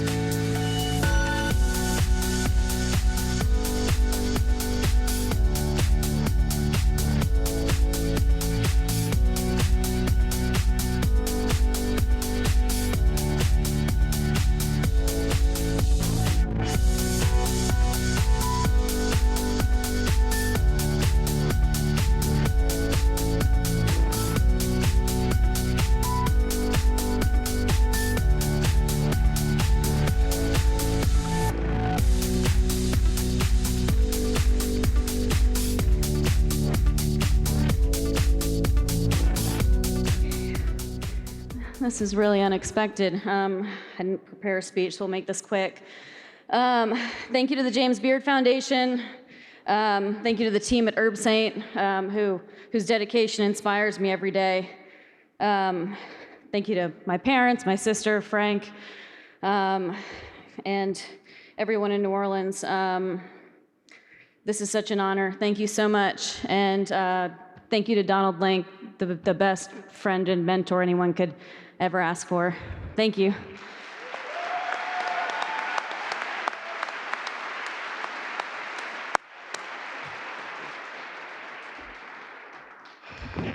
Next up, our nominees for Best Chef, New York City. They are all my distinguished colleagues in New York, and we push each other to be the very best. And here you go. Marco Canora, Hearth. Anita Lowe, Anissa. Ignacio Matos, Estela. Missy Robbins, Lilia. Jody Williams, Buvette Gastrotech. And the Beard Award goes to Marco Canora.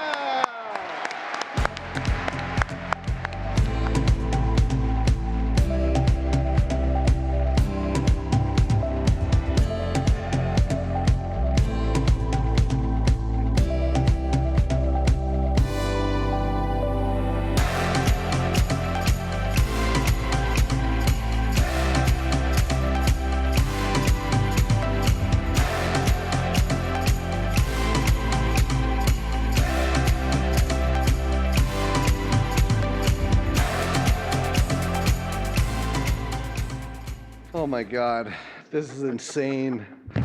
You know, there's never been a better time to celebrate the strong and talented women in our industry, and I'm truly honored to be recognized alongside some of the brightest examples of that talent.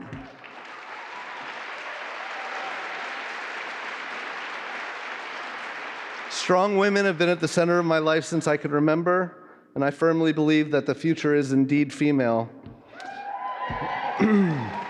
With that in mind, I want to thank my mom, my aunt, and my sister for surrounding me in love and delicious food.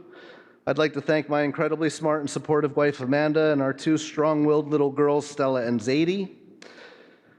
I'd like to thank my other family at Hearth Restaurant. I was going to list all of your names, but it's going to take too long, and you know who you are. From the cooks and the porters to my chef de cuisine, Luigi Petrozelli, and my sous chefs. I'd like to thank Tom Colicchio and Danny Meyer for the doctorate-level education you provided me during my years at Gramercy Tavern and Craft. I'd like to thank the James Beard Foundation for making this all possible. I'd like to thank my former business partner, Paul Greco, for 10 remarkable years of learning together. And lastly, I want to thank our industry for celebrating diversity in all of its beautiful colors. I am so, so proud to be a part of it. Thank you. I'm fucking so happy for you, brother. Thank you. Rest assured, our next presenter will corner you at the after party and talk to you about how much Oprah loves his fried chicken. Please welcome to the stage, Art Smith.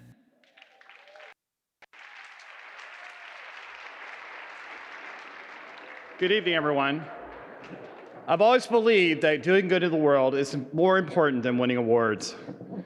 But in 2007, I had the best of both, winning the James Beard Humanitarian Award for giving back to the community with my not-for-profit, Common Threads. 2 years ago, I launched another not-for-profit in my hometown of Jasper, Florida, called Reunion, Florida Kitchen and Garden School. Tonight, I'm here to honor this year Humanitarian of the Year. We both know that pots and pans can be powerful weapons in the fight for food equality. Denise Coretta is the founder of One World Everybody Eats, which pioneered the Pay What You Can Cafe, with the conviction that everyone is entitled to healthy, delicious food. Denise created an environment where all felt welcome and they left with full hearts and full stomachs. A good idea has wings. And Denise proceeded to mentor people across the country on how to create their own cafes. Soon, she was leader of a movement. One World Everybody Eats serves 4,000 meals a day and over 1.4 million meals a year. Amazing. Food is power to nurture, to strengthen. It heals. It creates peace. When all else fails, feed them. The world needs to be fed. Denise Coretta has harnessed this power like a culinary superhero. Here's more of her story. Food is love. Food is nourishment. Food is a basic right. I believe that people deserve to eat regardless of their situation.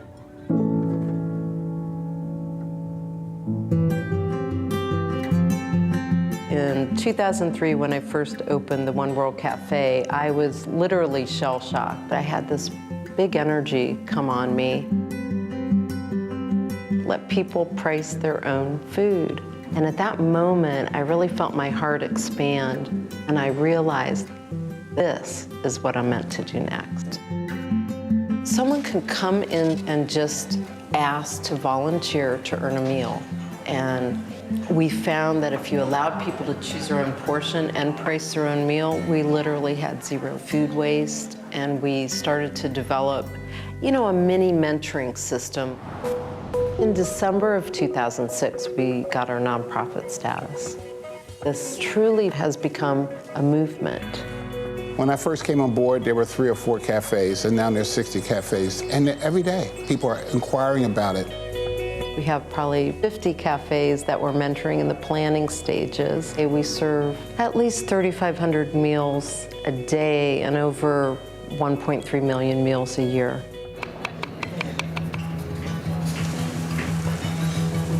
We're at the EAT Cafe. EAT stands for everyone at the table. It's a pay-what-you-can model. If you decided that you want to pay more, that donation will go to the next person who doesn't have enough to cover their bill. Hunger is rooted in isolation. It causes a lot of depression, a lot of anxiety. That's what makes the idea of a community cafe so important, is that everyone belongs, regardless of where they come from and who they are. Matilda Jones is the name I go by, and I live on the street. Well, I was looking for a place where you can get good quality food and at a reasonable price or no price. Everyone treated me so kindly, so graciously, with such respect. Everyone's equal as far as their humanity. My name's Renee Bowman, and I'm with Farm Cafe, which stands for Feed All Regardless of Means. Hunger is more than just food hunger. People are hungry for community. And if we really know who each other are, we're not going to want our friends or our neighbors to suffer. The way it's caught on and the way it fertilizes some seed in people's hearts, we've succeeded.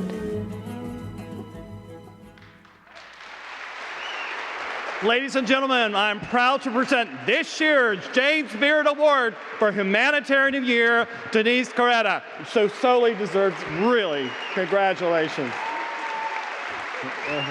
Thank you. Oh my gosh.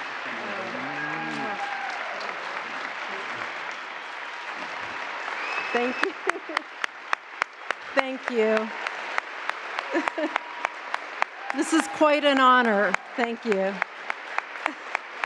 Thank you. When I received the call that I had been awarded Humanitarian of the Year, I really had time to reflect on how fortunate I've been to have so many mentors in my life, and how lucky I am to have a few of them in the audience today. So I'd like to just honor my friend, Dr. Chris May, and her wife, Linda Coutant, who actually helped find Farm Cafe in Boone, North Carolina, and have both sat on the board of One World Everybody Eats. And my soul sister, Jude Higgins, is a cultural anthropologist who studied the Pay What You Can model. And we're very lucky to have 2 community cafe visionaries in the audience tonight. Jeff Williams, who I would say 5 or 6 years ago got the calling to help his community in Fort Worth, Texas. And he wanted to do more of a 4 or 5-star cafe, and he never gave up. About a month ago, 5 or 6 years later, he's finally broke ground. This is a truly an inspiration to me. And Reverend Christy Melby Gibbons of Trickle B Cafe of Milwaukee. Christy had a different idea. She wanted to make a cafe also a church. And people said to her, you know, Christy, the Trickle B, getting anybody to fund this idea. And Christy said, well, I think the trick will be freeing ourselves up and following where Spirit goes. It's in our hearts, it's around our table, and it's everywhere where love is genuine and real. So thank you, Christy, your constant inspiration. And last but not least, my friend and board member, Debbie Cassini-Klein, who believes that anything is possible, even being awarded the James Beard Humanitarian Award. So thank you, James Beard. I humbly and gratefully accept this award for One World Everybody Eats, all our board members, past and present, and for all our wonderful family of community cafes. Thank you very much.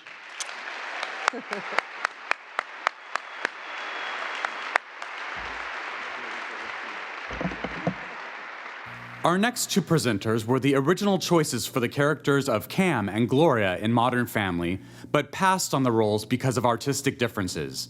Please welcome to the stage Mitchell Davis and Rohini Day.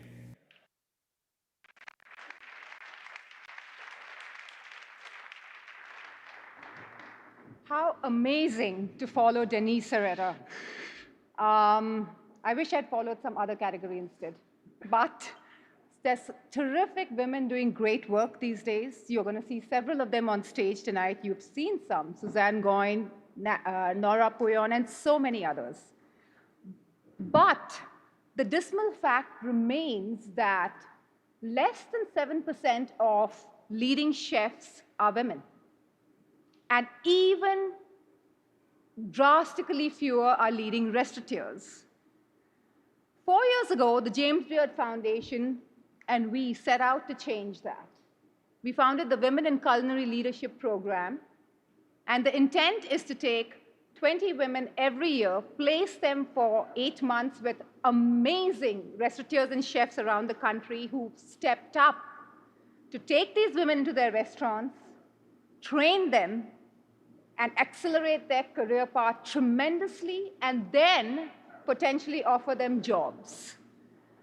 We thank our mentors, restaurateurs, and chefs who've taken these women into their homes and sponsored all of these women. Without them, this program would not have been possible. It is a plea.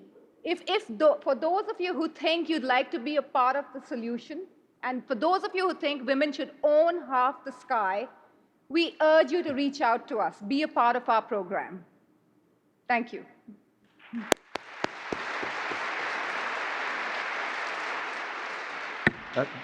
Rohini is a tough act to follow. This year, we've also added to that Women's Culinary Leadership Program the Women's Entrepreneurial Leadership Program for women chef owners who want to grow and expand their businesses and their careers. This September, in addition to the women being mentored whom Rohini mentioned, we'll be taking a class of 20 fellows who'll join us for a week of leadership and business training at Babson College in Boston to further help them break through the gastro ceiling. Encouraging and supporting women who aspire to leadership roles is one part of our foundation's mission, but we are dedicated to cultivating leadership and diversity of all kinds throughout our industry. We heard at the beginning Mayor Emanuel champion our industry as being at the forefront of diversity. And to that end, the foundation is hosting a number of summits exploring issues of racial and gender equality in the food industry, as well as LGBT issues, in order to help the food industry reflect the diversity that strengthens our country and our cuisine. Tonight, I wanted to wear what Rohini was wearing, but instead I have this bow tie. which is a special custom designed bow tie for the James Beard Awards by our very own Jesse Tyler Ferguson for his charity Tie the Knot. You can purchase one of these ties online, and all of the proceeds will support our diversity and LGBT programs at the Beard Foundation. There's an ad in your program actually to give you more details. Now, continuing with our awards to the best chefs of America, we're proud to present the nominees for James Beard's home region, Best Chef Northwest. Here they are. Greg Denton and Gabrielle Quiñones Denton, Ox. Eduardo Jordan, Salare. Katie Millard, Coquin. Justin Woodward, Castaña. Rachel Yang and Saif Shirshi, Joule. And the winner is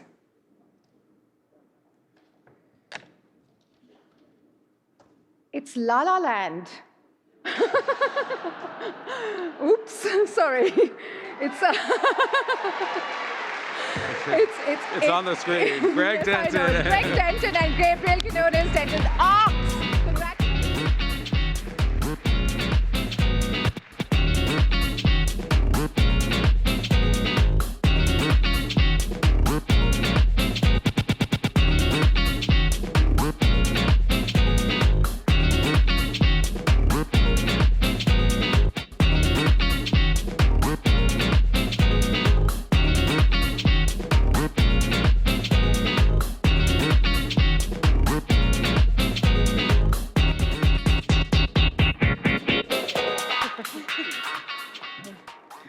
Wow. Thank you, James Beard Foundation. We're so happy and surprised and honored to be up here tonight. I'm going to go quick so Greg can talk. I just want to thank our teams at both Ox and Superbite. They share their passion for great cooking and hospitality with us every day. I'd like to thank my parents, Shirley Mattingly, Bruce Ward, Jose Quiñones, and I really want to thank this guy right here, my husband, my partner in everything, my love. He makes every day in the kitchen by his side just the best day, and I'm happy. Thank you, everybody. This is like a nightmare and the best dream all mixed up in one. It's very scary to sit in front of these people. But thank you all again, just to Portland, to all the other nominees. We feel very special to be part of this. So thank you very much. Cheers.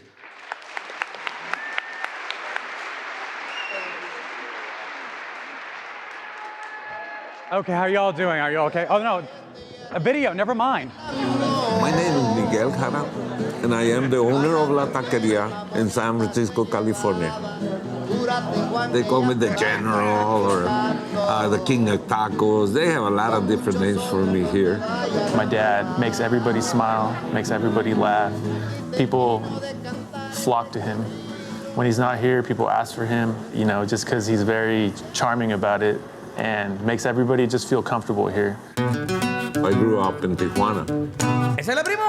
And my experience with food was eating it in Tijuana. It tastes so good.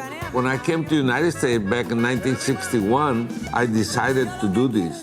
The first day that we opened, we thought there's going to be not busy, you know. By 2 o'clock, we had to close the place because we had no more food. One of the special things I think about La Taqueria is that I put a lot of attention getting good materials. I use really good meat, choice or better. And then I don't do rice. I do beans my own style. What's a Michelin style burrito? Because what I do a little different than everybody else. We do it every day here, fresh. The hot sauce, the salsa, the carnitas. The only thing is here from yesterday is the building and my employees. You really taste the freshness of the meat. It's fantastic. This is a family kind of thing. Even the employees, I refer to them as my kids. I'm gonna retire when I die. It's better than going to the psychiatrist. It's crazy. I heard on the radio 30 years ago that if you find what you like to do, you don't have to work one day in your life. And it's the very true. This is like heaven for me. I hope heaven is just as good as this.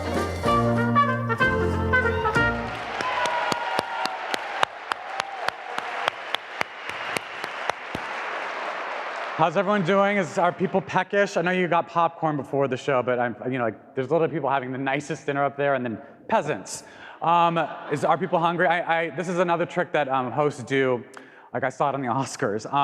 They like to feed the audience, and I know you all like farmers markets and things. So I just picked up a few things at Logan Square, and I just wanted to offer them. Here's some carrots. If you just want to pass those down, great. We have shallots. It's a fun. What I would do with that is just slice it really thin, like fried up canola oil. It's a great for like topping on a salad or things. I am what I am. That's for you. Here's a pineapple. And then just these. I don't think these oranges are actually very sweet. They told me they were going out of season, so I'm just going to unload them on you.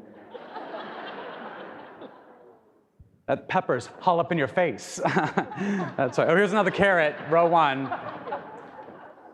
Bananas. Who likes bananas? Okay. And then I'm just gonna leave the rest of these in the aisle. So just feel free. It's like the airplane in first class where you can just go get nuts and things whenever you're hungry.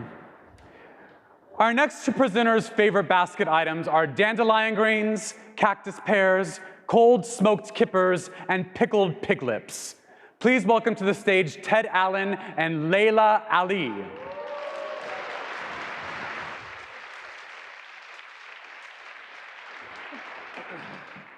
Thank you, Jesse. Yes, we do like to encourage new flavor combinations at Chopped. I remember your challenge was mixing chicken and cupcakes. Oh, God, that was so unnatural and just not right. Yes, I eat healthy most of the time, but I do not play when it comes to cake. In fact, when I was fighting, I used to have a celebratory cake in my dressing room. I said, I'm gonna knock this girl out. I'm gonna come back and eat this cake.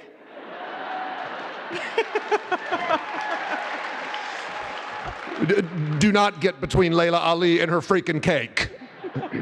She's undefeated in the ring and undefeated by Joey Fatone on Chopped.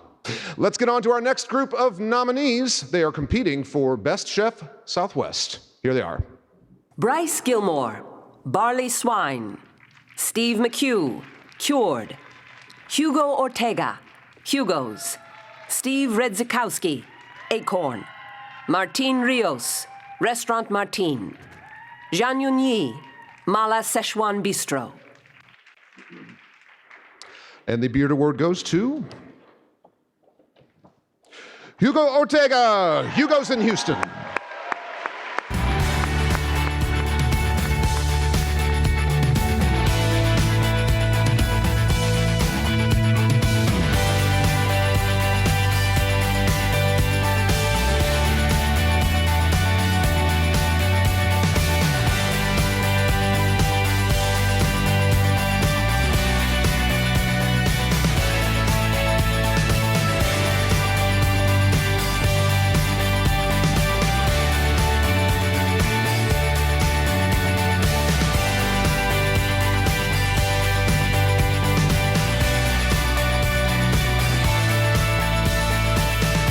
Oh my goodness, what a moment. Thank you so very much. James Beard, absolutely, the foundation. Thank you to all you beautiful people.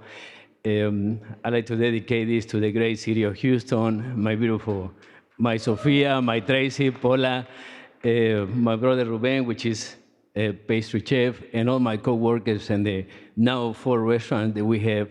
What can I say? America is beautiful, and I live in the dream. So thank you so very much. Thank you indeed.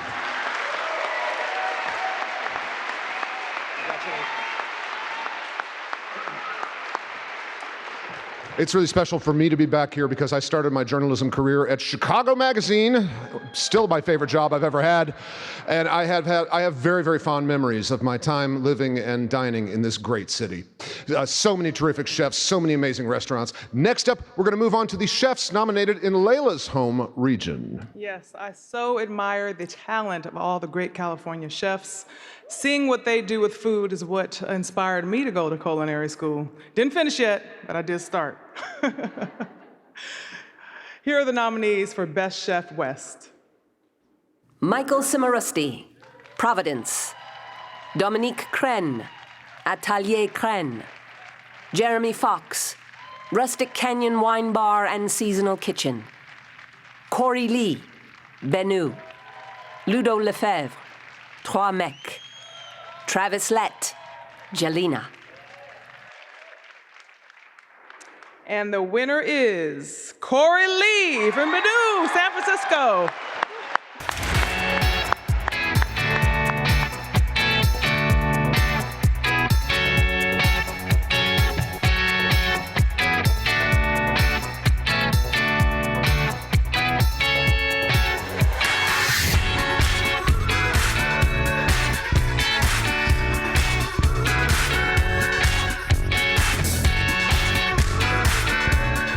Thank you.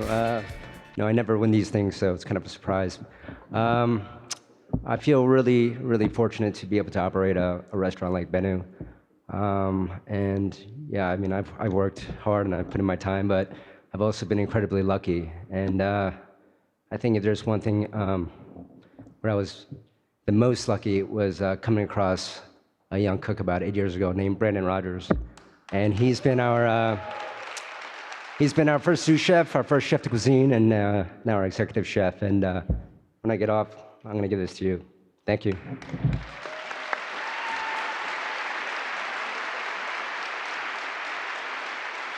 These next two presenters both have names that start with the letter A, but rumor has it the Department of Health is downgrading them to a C. Please welcome Andrew Zimmern and from Breville, Adele Schober.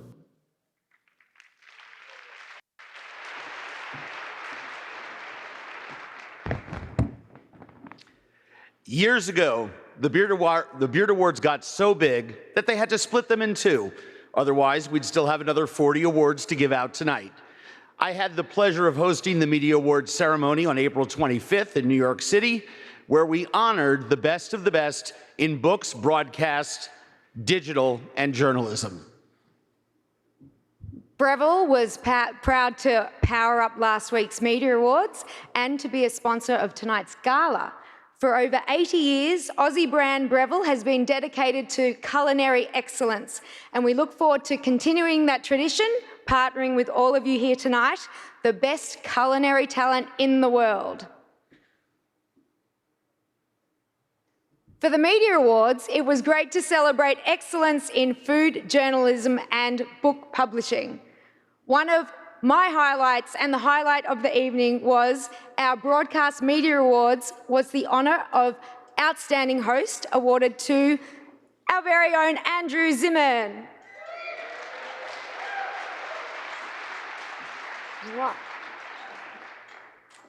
Thank you. The complete list of winners is available on our website at jamesbeard.org. Thanks to Adele and Breville for their support, and congratulations to all of our 2017 Media Award nominees and winners.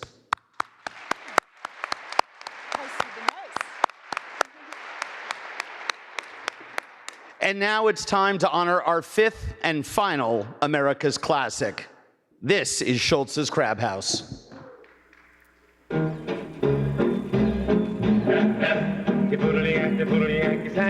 Crabs are it for Maryland. Crabs at this restaurant is a big deal. They're huge, and we have people come from far away just to come get our crabs. Dad created his own seasoning blend, and we don't share that. That's all top secret information. But the people love them. Our parents bought Schultz's Lounge from Pop Schultz. Schultz was the original owner.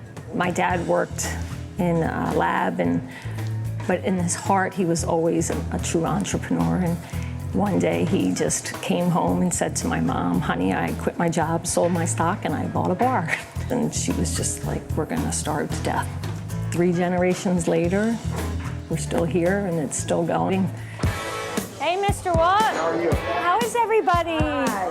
We have something that nobody has in the United States, and that's the Maryland blue crab. And with our seasoning on the crabs, If your nose is running, we did a good job. The biggest thing about steamed crabs is it's a social event. Just make a mess, have fun, just get dirty, just go at it. You know, the more on the floor, the more of a mess we know you're doing it right. We come here at least 2-3 times a week. The crabs, the gumbo, the crab cakes are amazing. We feel like we're home. Family is so important. If you come home from work and there's nothing left in the house, you could still go to Schultz's and still feel, after eating the crabs or eating some good soup, that life isn't so bad for that moment. It's just our life. It's just a part of all of us. It's been good. This is home. This is home for all of us.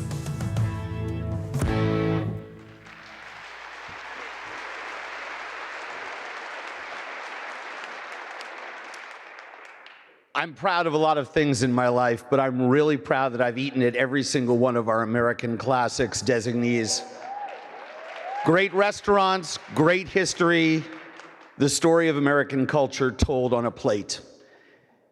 These moments are some of my favorites at the Beard Awards. I love telling their stories back at my regular job, and of course, eating in their restaurants every chance I get.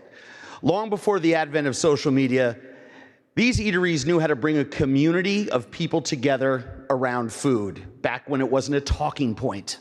And they have continued to do so for 40, 50, in some cases even 100 years. And that's what makes each and every one of them an American classic, one of our country's best loved and most enduring restaurants. Congratulations to all of this year's winners. And now it is my great honor, ladies and gentlemen, please welcome them to our stage to accept their awards. Bobby Grant and Julie Grant of Bertha's Kitchen in Charleston, South Carolina. Alex and Kathy Donnelly of Joya's Deli in St. Louis, Missouri. Ron Sahadi and Christine Sahadi Whalen of Sahadi's in Brooklyn. Michele Hara of La Taqueria in San Francisco. And Shelley McKinney and Stephanie Kell of Schultz's Crab House in Essex, Maryland. Let's give them a big round of applause.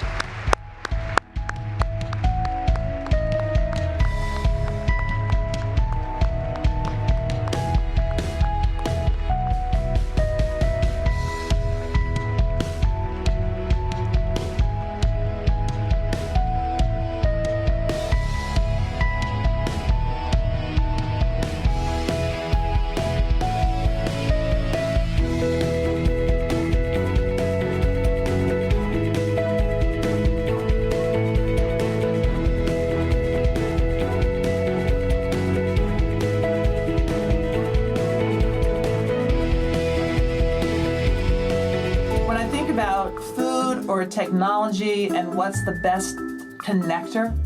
Hands down, it's food. That's where people come together at the table to share and to nurture and to be excited about life. Let's not forget that the reason people are coming to a restaurant is food is the thing that is connecting people. It gives you pleasure, it gives you an opportunity to have a shared experience.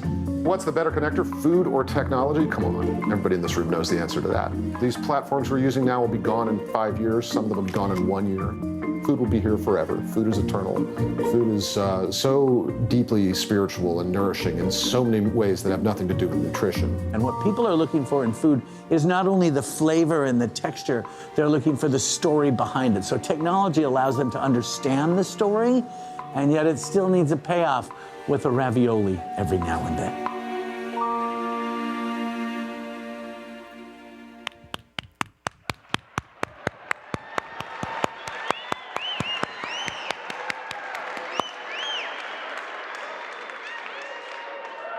How's everyone doing? New outfit, passage of time. I think someone just over there went, Jesus. All right, calm down. So we're in the home stretch. I just want to let you know, you've been in this theater for a while, so I want to give you a heads up as you leave the building. Some things in the outside world have changed. Avocado toast and kale salad is officially over. So we're not going to eat that anymore. those ingredients are no longer available. That's just a heads up as you leave the theater tonight. So now please welcome to the stage Tyler Florence. My eyes are up here, okay?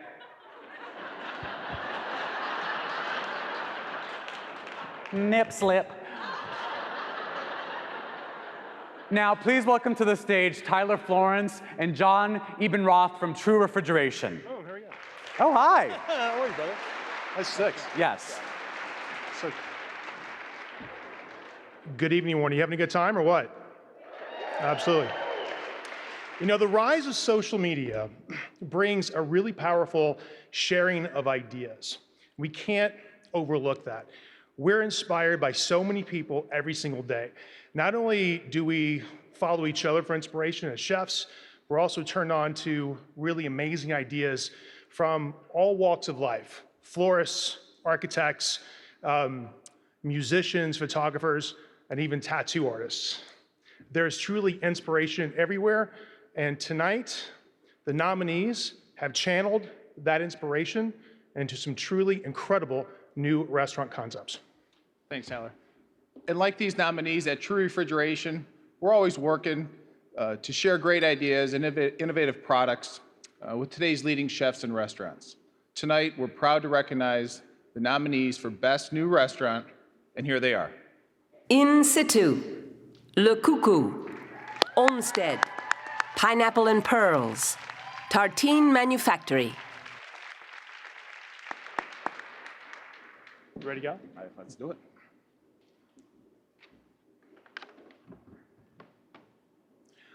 La Coucou.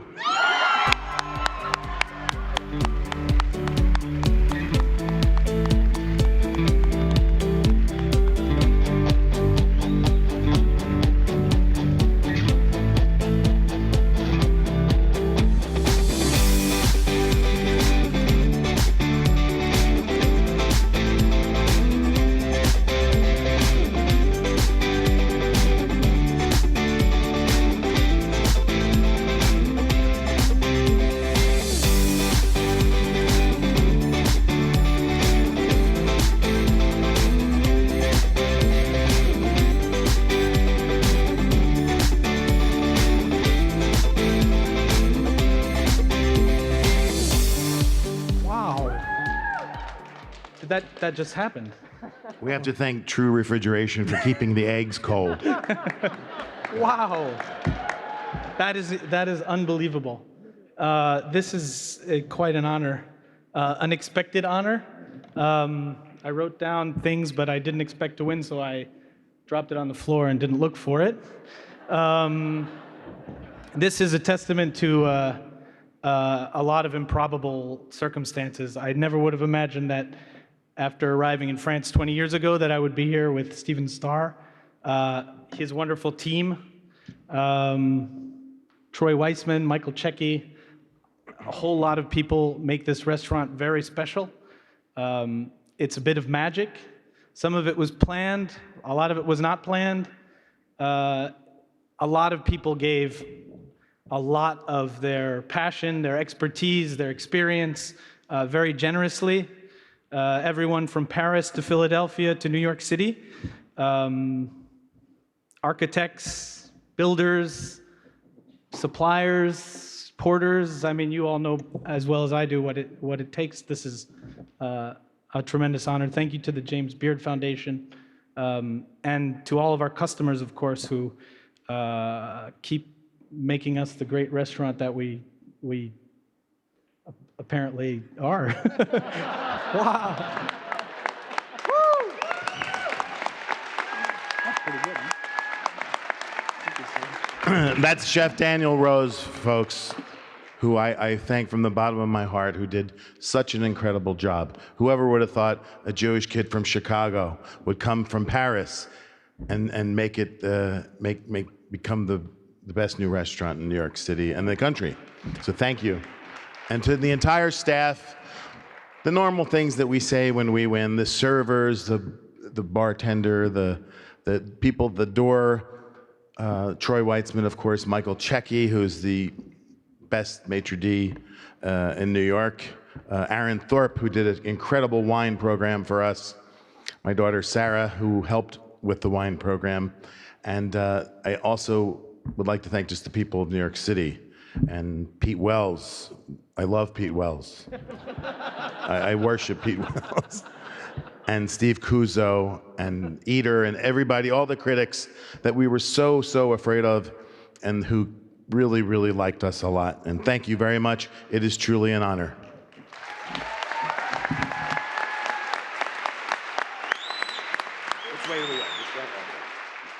Now introducing Maria Hines, no relation to the ketchup, though weirdly her parents are gherkins. To present this evening's Lifetime Achievement Award, please welcome Maria Hines. Good evening, everyone. It's definitely a great honor to be on stage tonight and awarding my wonderful friend and mentor for over 15 years for the Leadership Award for the James Beard Foundation. So I'm very excited about that. So, Nora, I want to address you personally with this.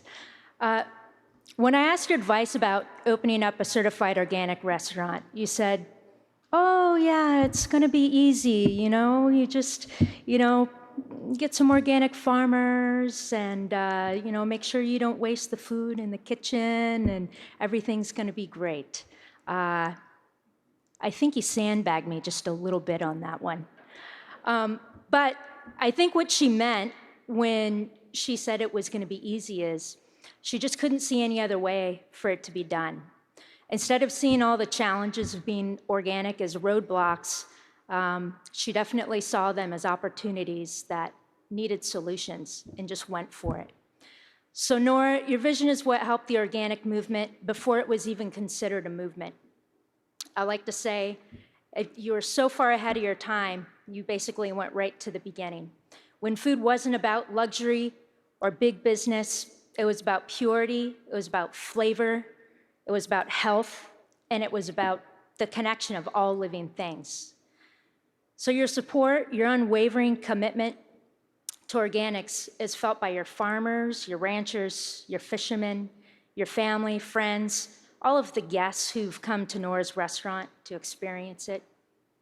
And most of all, it was felt by Mother Earth herself. So tonight, Nora, we celebrate you, your dedication, your compassionate leadership, your warriorship. We love you, we honor you, and we promise to follow you into battle any day of the week to create a just and healthy food system for all, because now we need it more than ever. Thank you, Nora. I love you.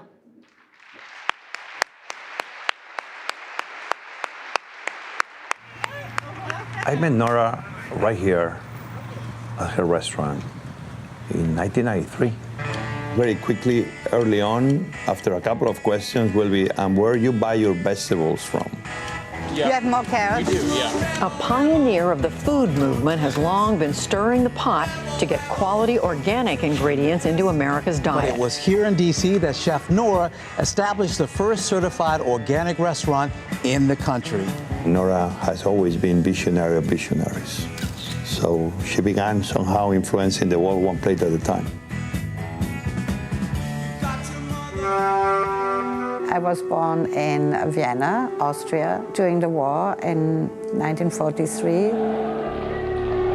Vienna was bombed a lot and there was no food and it was dangerous to be in the city, so my father leased a farm in the mountains of Tyrol. When I was at the farm, I really learned about the value of the food. And it made me aware that we have really to appreciate food. And I think that stayed with me. In '65, I got married and I came to this country with my French husband. And of course, he wanted me to cook and cook French food. And then I just started to cook. Restaurant Nora, we opened in 1979. I developed sort of a network of local farmers that could supply me. Organic was not then really a word that people understood what it was. One of my investors said, don't call it organic food, it sounds like a biology class. And then they said, you mean you don't use MSG? When you walked into her restaurant and you saw this gorgeous food, haute cuisine, right? You were shocked to begin with that this was possible. That was not what we thought of as organic restaurant fare at that point. It means a lot that Nora was there early, that she developed certification standards for her own restaurant, which are as good as anything anyone has thought of. But it's here in Washington, D.C., where decisions get made. There's a seal that says certified USDA, U.S. Department of Agriculture certified organic. If you see that seal, then you know it is organic. When you went to Restaurant Nora, you felt you were kind of part of her conspiracy to clean up the food supply, whether it was better fishing and fisheries, antibiotic-free meat, more organic food and farming. Having Nora be willing to be one of the outspoken chefs in a city like Washington, D.C., also being willing to be engaged in the public policy discussion is an enormous asset. She knew we had more power than we thought by our understanding of the food we cook every day. So she always will be one of the first that really understood the power of the chefs to influence beyond the walls of our own restaurants. What really motivates me is to show people to take responsibility for their health and to show them that it's not very complicated. My aim was always to bring health to the people and health to the environment.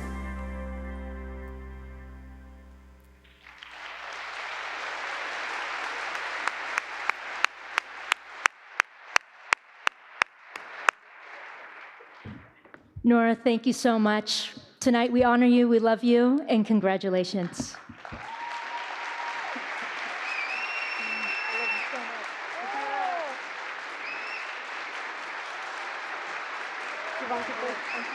Oh. You have to bend down, I'm so short.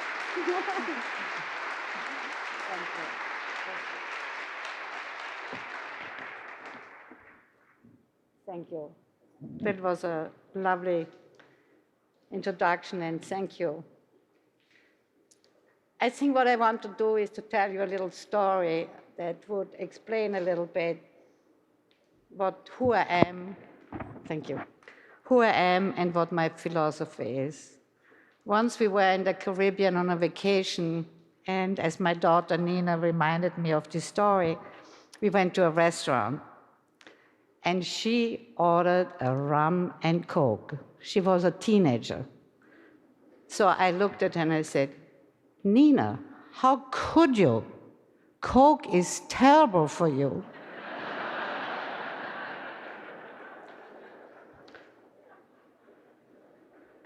There are so many people that I have to thank.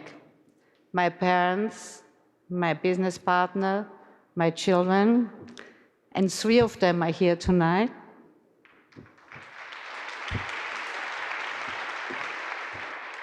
Even my son-in-law. And my granddaughter, but she's not here, she's at home. She's in the hotel.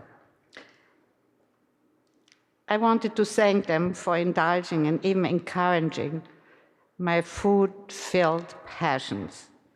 I want to thank Maria Hines for taking my message to heart and opening 3 successful certified organic restaurants in Seattle. There was a time when the concept of organic food was not taken as seriously as it is now. And I remember when fine dining and organic eating were not considered as a single beautiful idea. Once when dining at Restaurant Nora, James Beard said to me, keep on doing what you do. You will see, it will pay off. People will come around to appreciate what you are doing. He was right about so many things, and he was right about that too. And for that, I want to offer a truly, deeply felt, if posthumous, thank you to James Beard himself.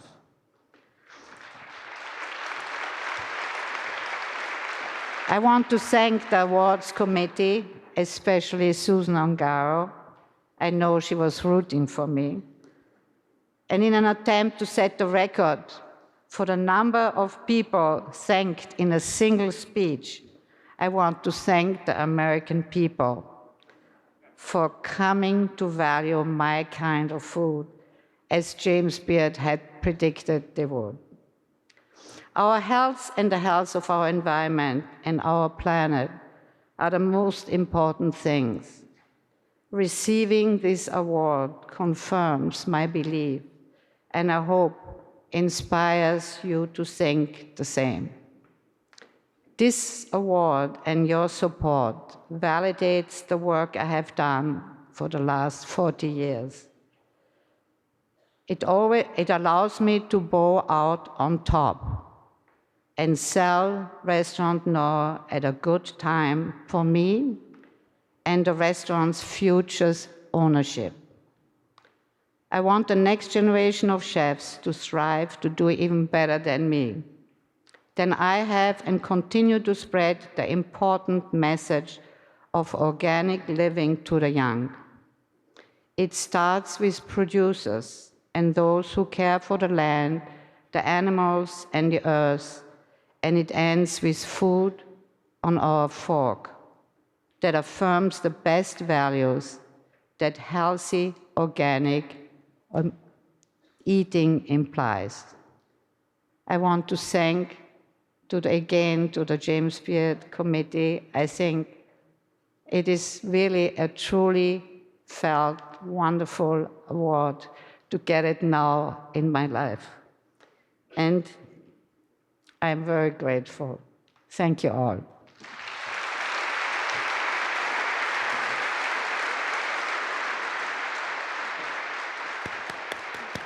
Congratulations, Nora.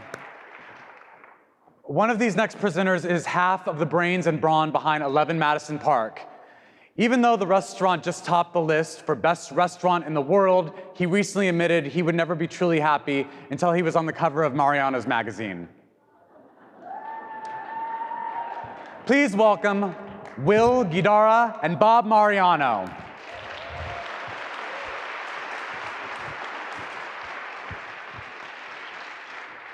Thank you. Daniel and I were so unbelievably proud to take home the award for outstanding service last year. But here's the thing, hospitality, it's a team effort. There are 150 people in the dining room and in the kitchen at 11 Madison Park who find such nobility through serving others. So with that in mind, we want to congratulate every single member of each team at all of this year's nominated restaurants.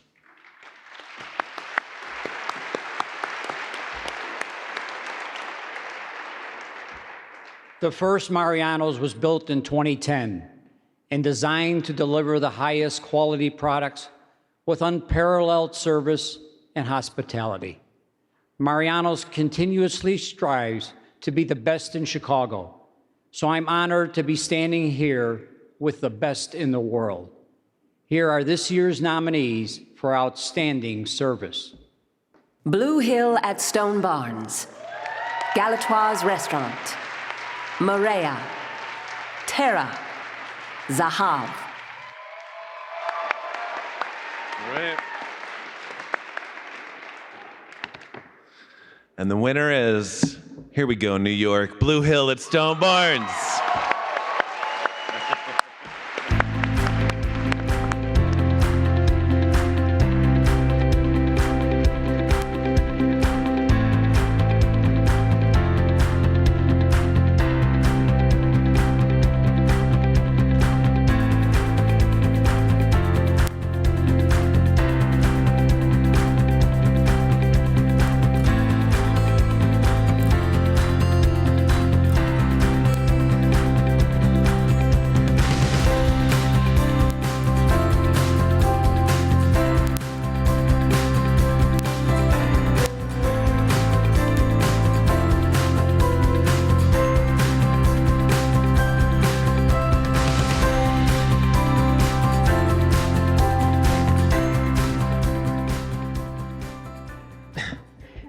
This award and this stage belongs to Philippe Guz. Yeah.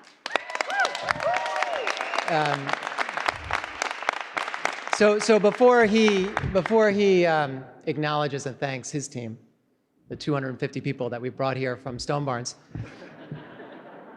I want to acknowledge and thank Philippe, who I met almost 20 years ago when I ventured into Midtown Manhattan at a swanky restaurant that Philippe was the manager of. I was there to try and convince him. I was there to steal him because we were looking for a manager. My brother and my sister-in-law were about to open a small 40-seat restaurant in the West Village that was unnamed, and we had heard Philippe was terrific. And so I went to make the case to have him come to us. I walked in, and Philippe looked much like he looks tonight.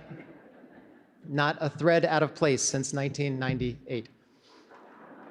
And I was in t-shirt and sneakers and whatever. And I didn't get to first base on the pitch. I remember sitting across from him, and very early on, I saw this across the table. No, I did. You still do that to me. You did it last night during service. And so we didn't get that, but we stayed with it, thankfully. And 4 years later, Philippe joined us to open up Blue Hill at Stone Barns and has stayed with us ever since. I'd like to say that we're at a moment now in this industry where the chef's fame seems to know no bounds. And yet, at the same time, the value in the craft of great service, really great service, with all of its excellence and expertise that defines the front of the house, this has strangely become more and more devalued. Here is a man who reminds us of the art of great service every day.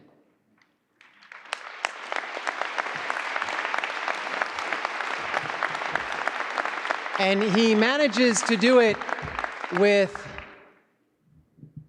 a humor and a cleverness and a doggedness and determination that I have never seen before, and I'm sure I never will again. Ladies and gentlemen, Philippe Guz.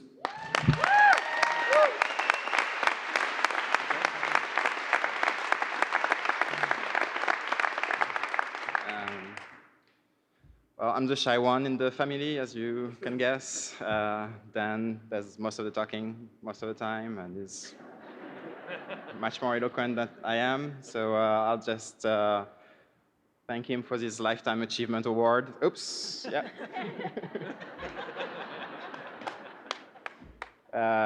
But mostly we couldn't bring all the staff of the restaurant. We tried. But this award belonged to the whole team here. So if you could give them a big round of applause for me. Thank you.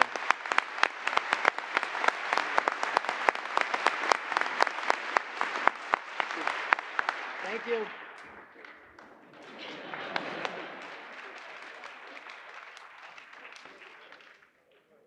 We paired these next two presenters because of the way their flavors and textures played off of each other.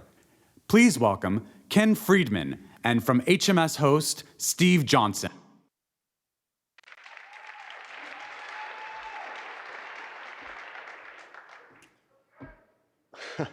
Last year, I was so surprised to win this award that I delivered my speech in less than 140 characters. I forgot to thank some very important people. I'm going to thank them now. Mario Batali, my little brother David Chang, Andrew Carmelini, and my mom, who showed me how to throw a proper dinner party. As restaurateurs, we have this wonderful job where we get to throw a party every night. I want to congratulate this year's esteemed nominees who are all raising the bar for the restaurant industry.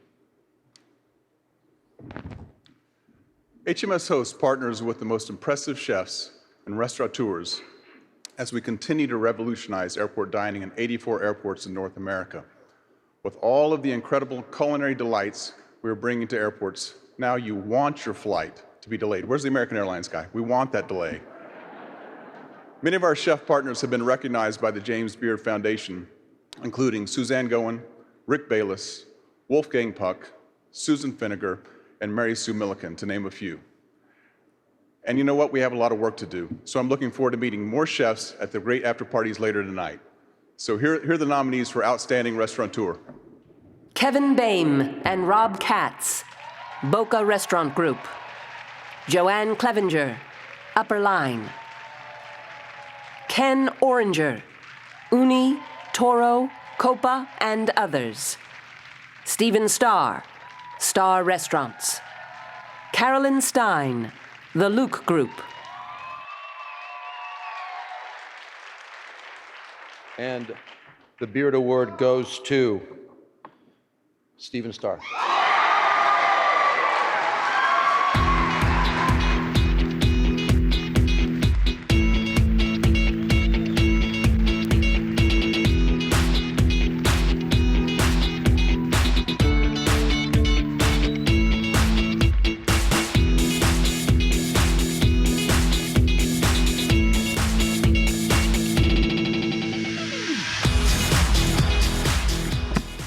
Thank you very much.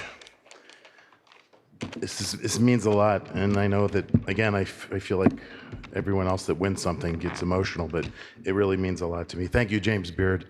Finally, I got this award. I've been waiting a long time.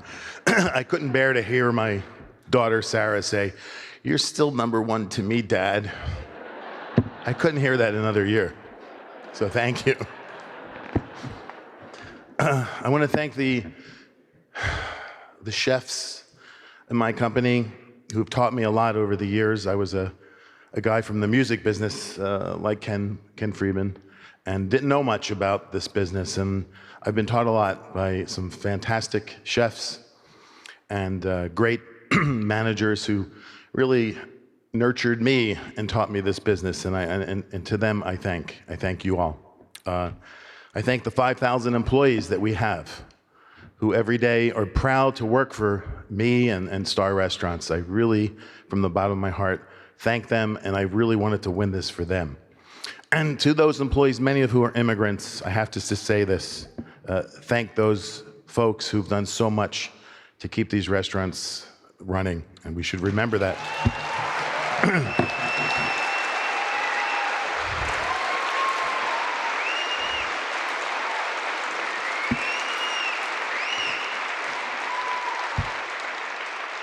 There are lots of people to thank, and if I forget anybody, please forgive me.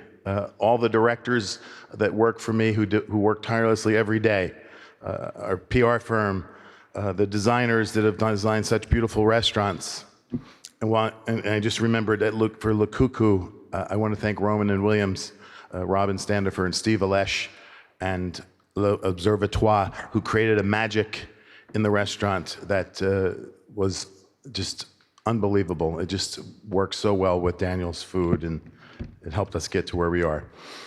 I want to thank Josh Levine, Alex Lee, Melissa McLeod, our Derek Watson, our CFO. I'd like to thank especially our CFO that was with me for many years, who passed away last year. It meant he did so much for us, and we miss him dearly, Bruce Cuck. I'd like to thank my children, my beautiful children, Sarah, Sophie, Julian, and Nora, whom I love very dearly. Special thanks to Randy Serkin, to Steve Scott, who opened Budokan in New York for me, a restaurant that I am very, very proud of, even though it's large. I'm very proud of it. And a really, most importantly, the two guys that have been with me from almost the beginning, and one of them from the beginning, that have really made us who we are today, and that's Bradley Bartram and Michael Palermo, who you'd have to be there to see what these guys have been through to help me get to where I am today. I want to thank everybody. If I forgot anybody, all of you, thank you for making me famous or whatever I am in this business, and making a lot of money, and I really appreciate it. And who else am I forgetting? But I don't know. Anyway, thank you from the bottom of my heart. Thank you. Okay, this way. Ladies and gentlemen, here to bestow the most low-pressure award of the evening, Outstanding Restaurant of the Year, please welcome Grant Achatz and from San Pellegrino, Dave Hardy.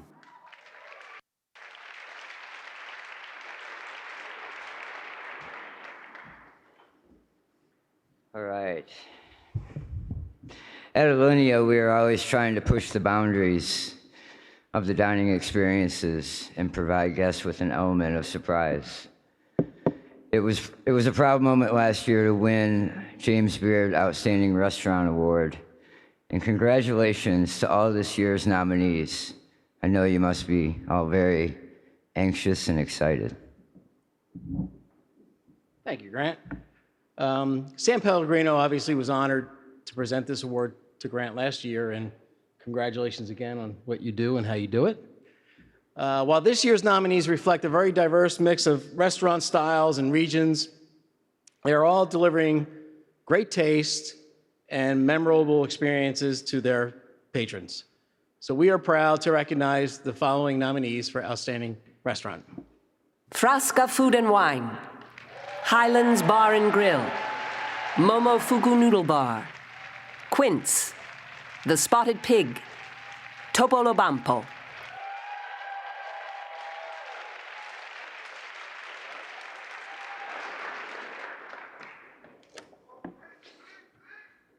All right, and the James Beard Outstanding Restaurant of the Year award goes to Topolobampo.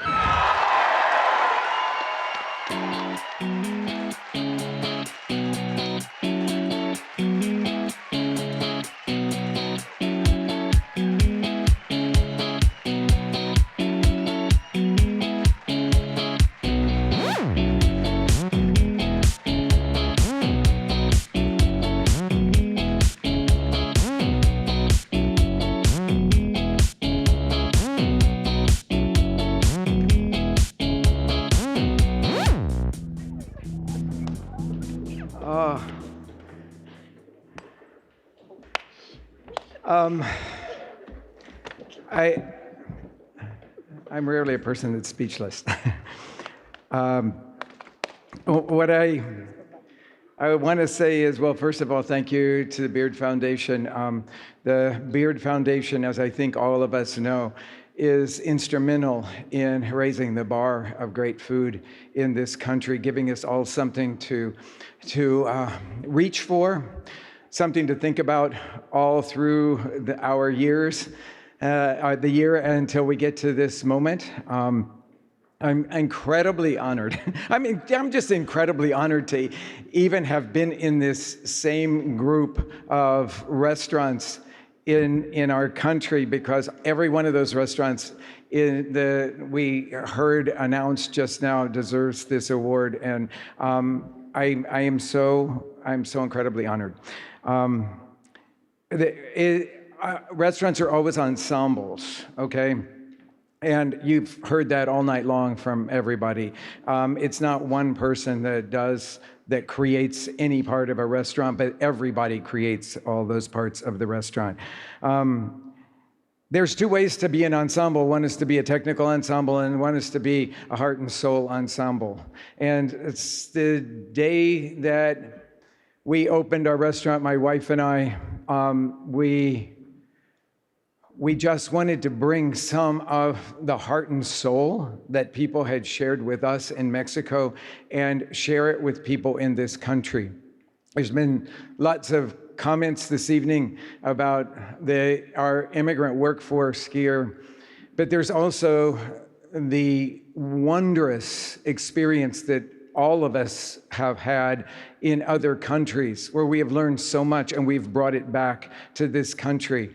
And so there is sort of I think the spirit of an immigrant in all of us, because we have brought that with us into our work. We have, in our restaurants, always sought to put heart first and to share with our guests our heart and to cook with all of our hearts. I said to my sous chef staff just last week that the flavors that carry through the best on the plates are the flavors that we create as cooks when we're living our own truth. And I will say that I'm so incredibly proud of these people. I can't even turn around and look at it without tearing up. These people bring it in such a soulful way every single day, whether they're front of the house or back of the house, and they care for the people that work with us, and they care about creating an unforgettable experience for everyone that comes into our restaurant, whether they come in the back door or whether they come in the front door. None of this would be possible at all, and I say that completely truthfully, without Deanne. Yeah.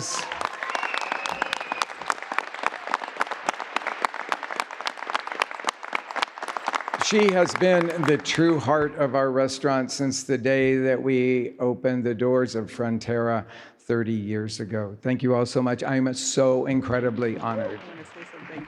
And I would just like to say, as blessed as we are, I think life's a circle. We've been given a lot, and we give it right back out. And then it comes back to us again. And I hope all of you experience that, because I think that's the richness of our industry.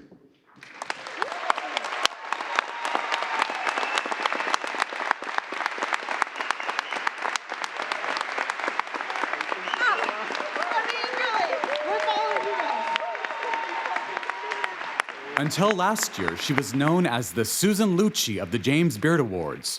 For the past year, she has enjoyed her reign as the Leonardo DiCaprio of the James Beard Awards. Please welcome last year's winner for Outstanding Chef, Suzanne Goin, and from All Clad, Heidi Mariak.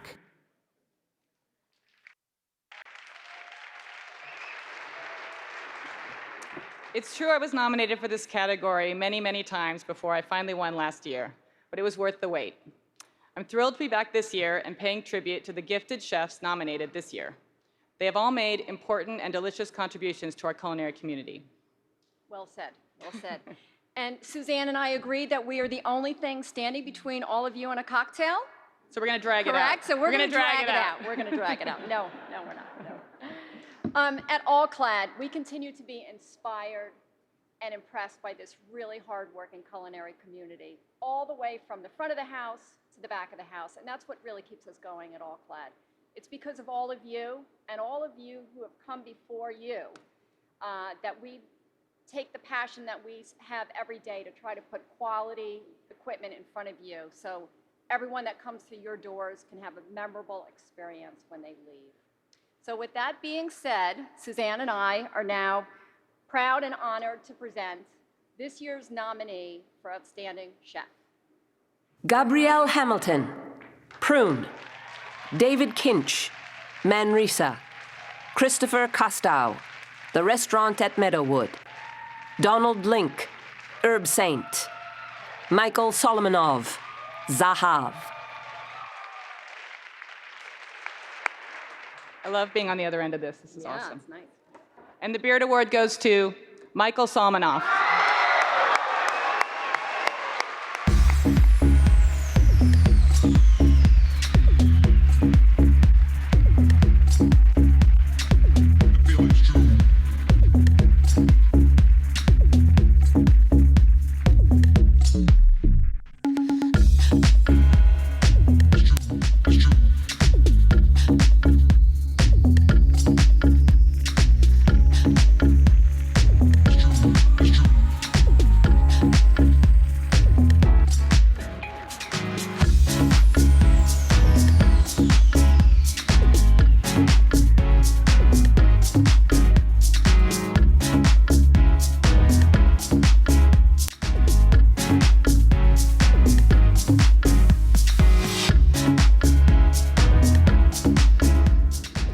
Wow, thank you. I really had to go to the bathroom before this, and I waited, and I pee on the stage. I want to thank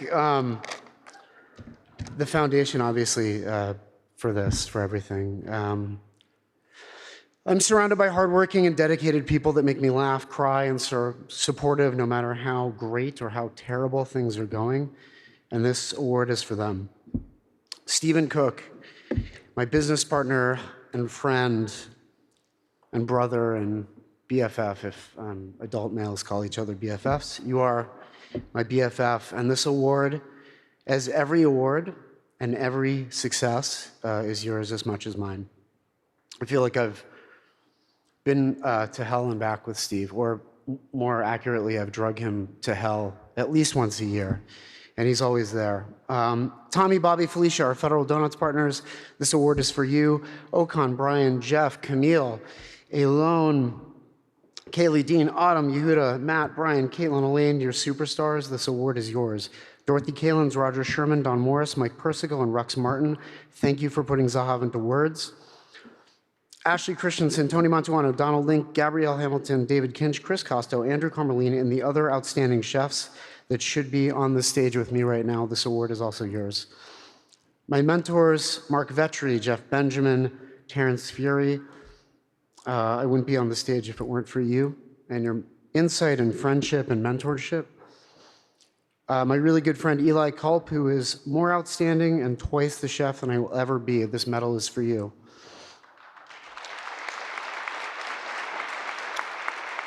Sarah Rosenberg, who is Wicked Good Media, and Hallie, of course. You run through brick walls for us. Thank you for believing in us more than we actually believe in ourselves. And thank you, of course, for your friendship.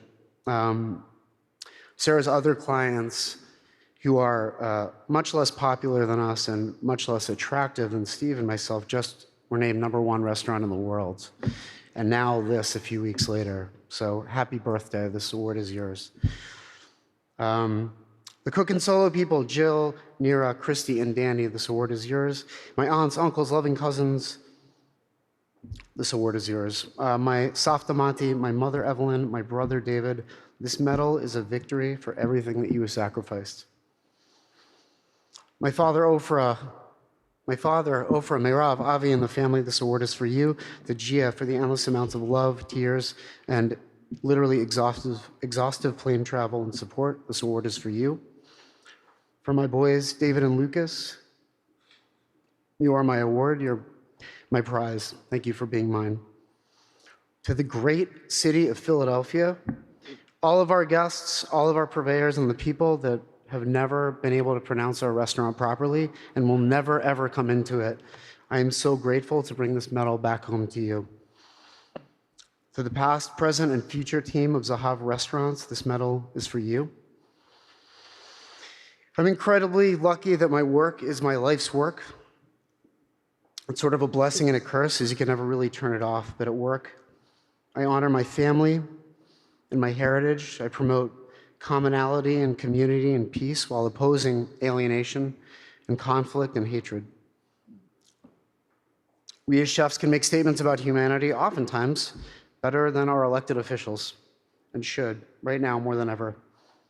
Hospitality is nourishment, it is spirituality, and it is diplomacy. I'm honored to say that for the second time in my life, I accept the James Beard Award on Israeli Independence Day.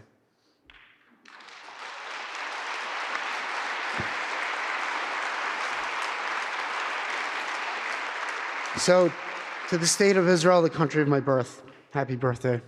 This is for you.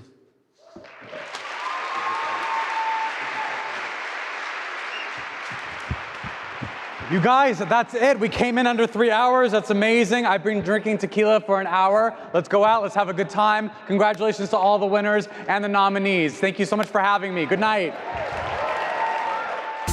HMS.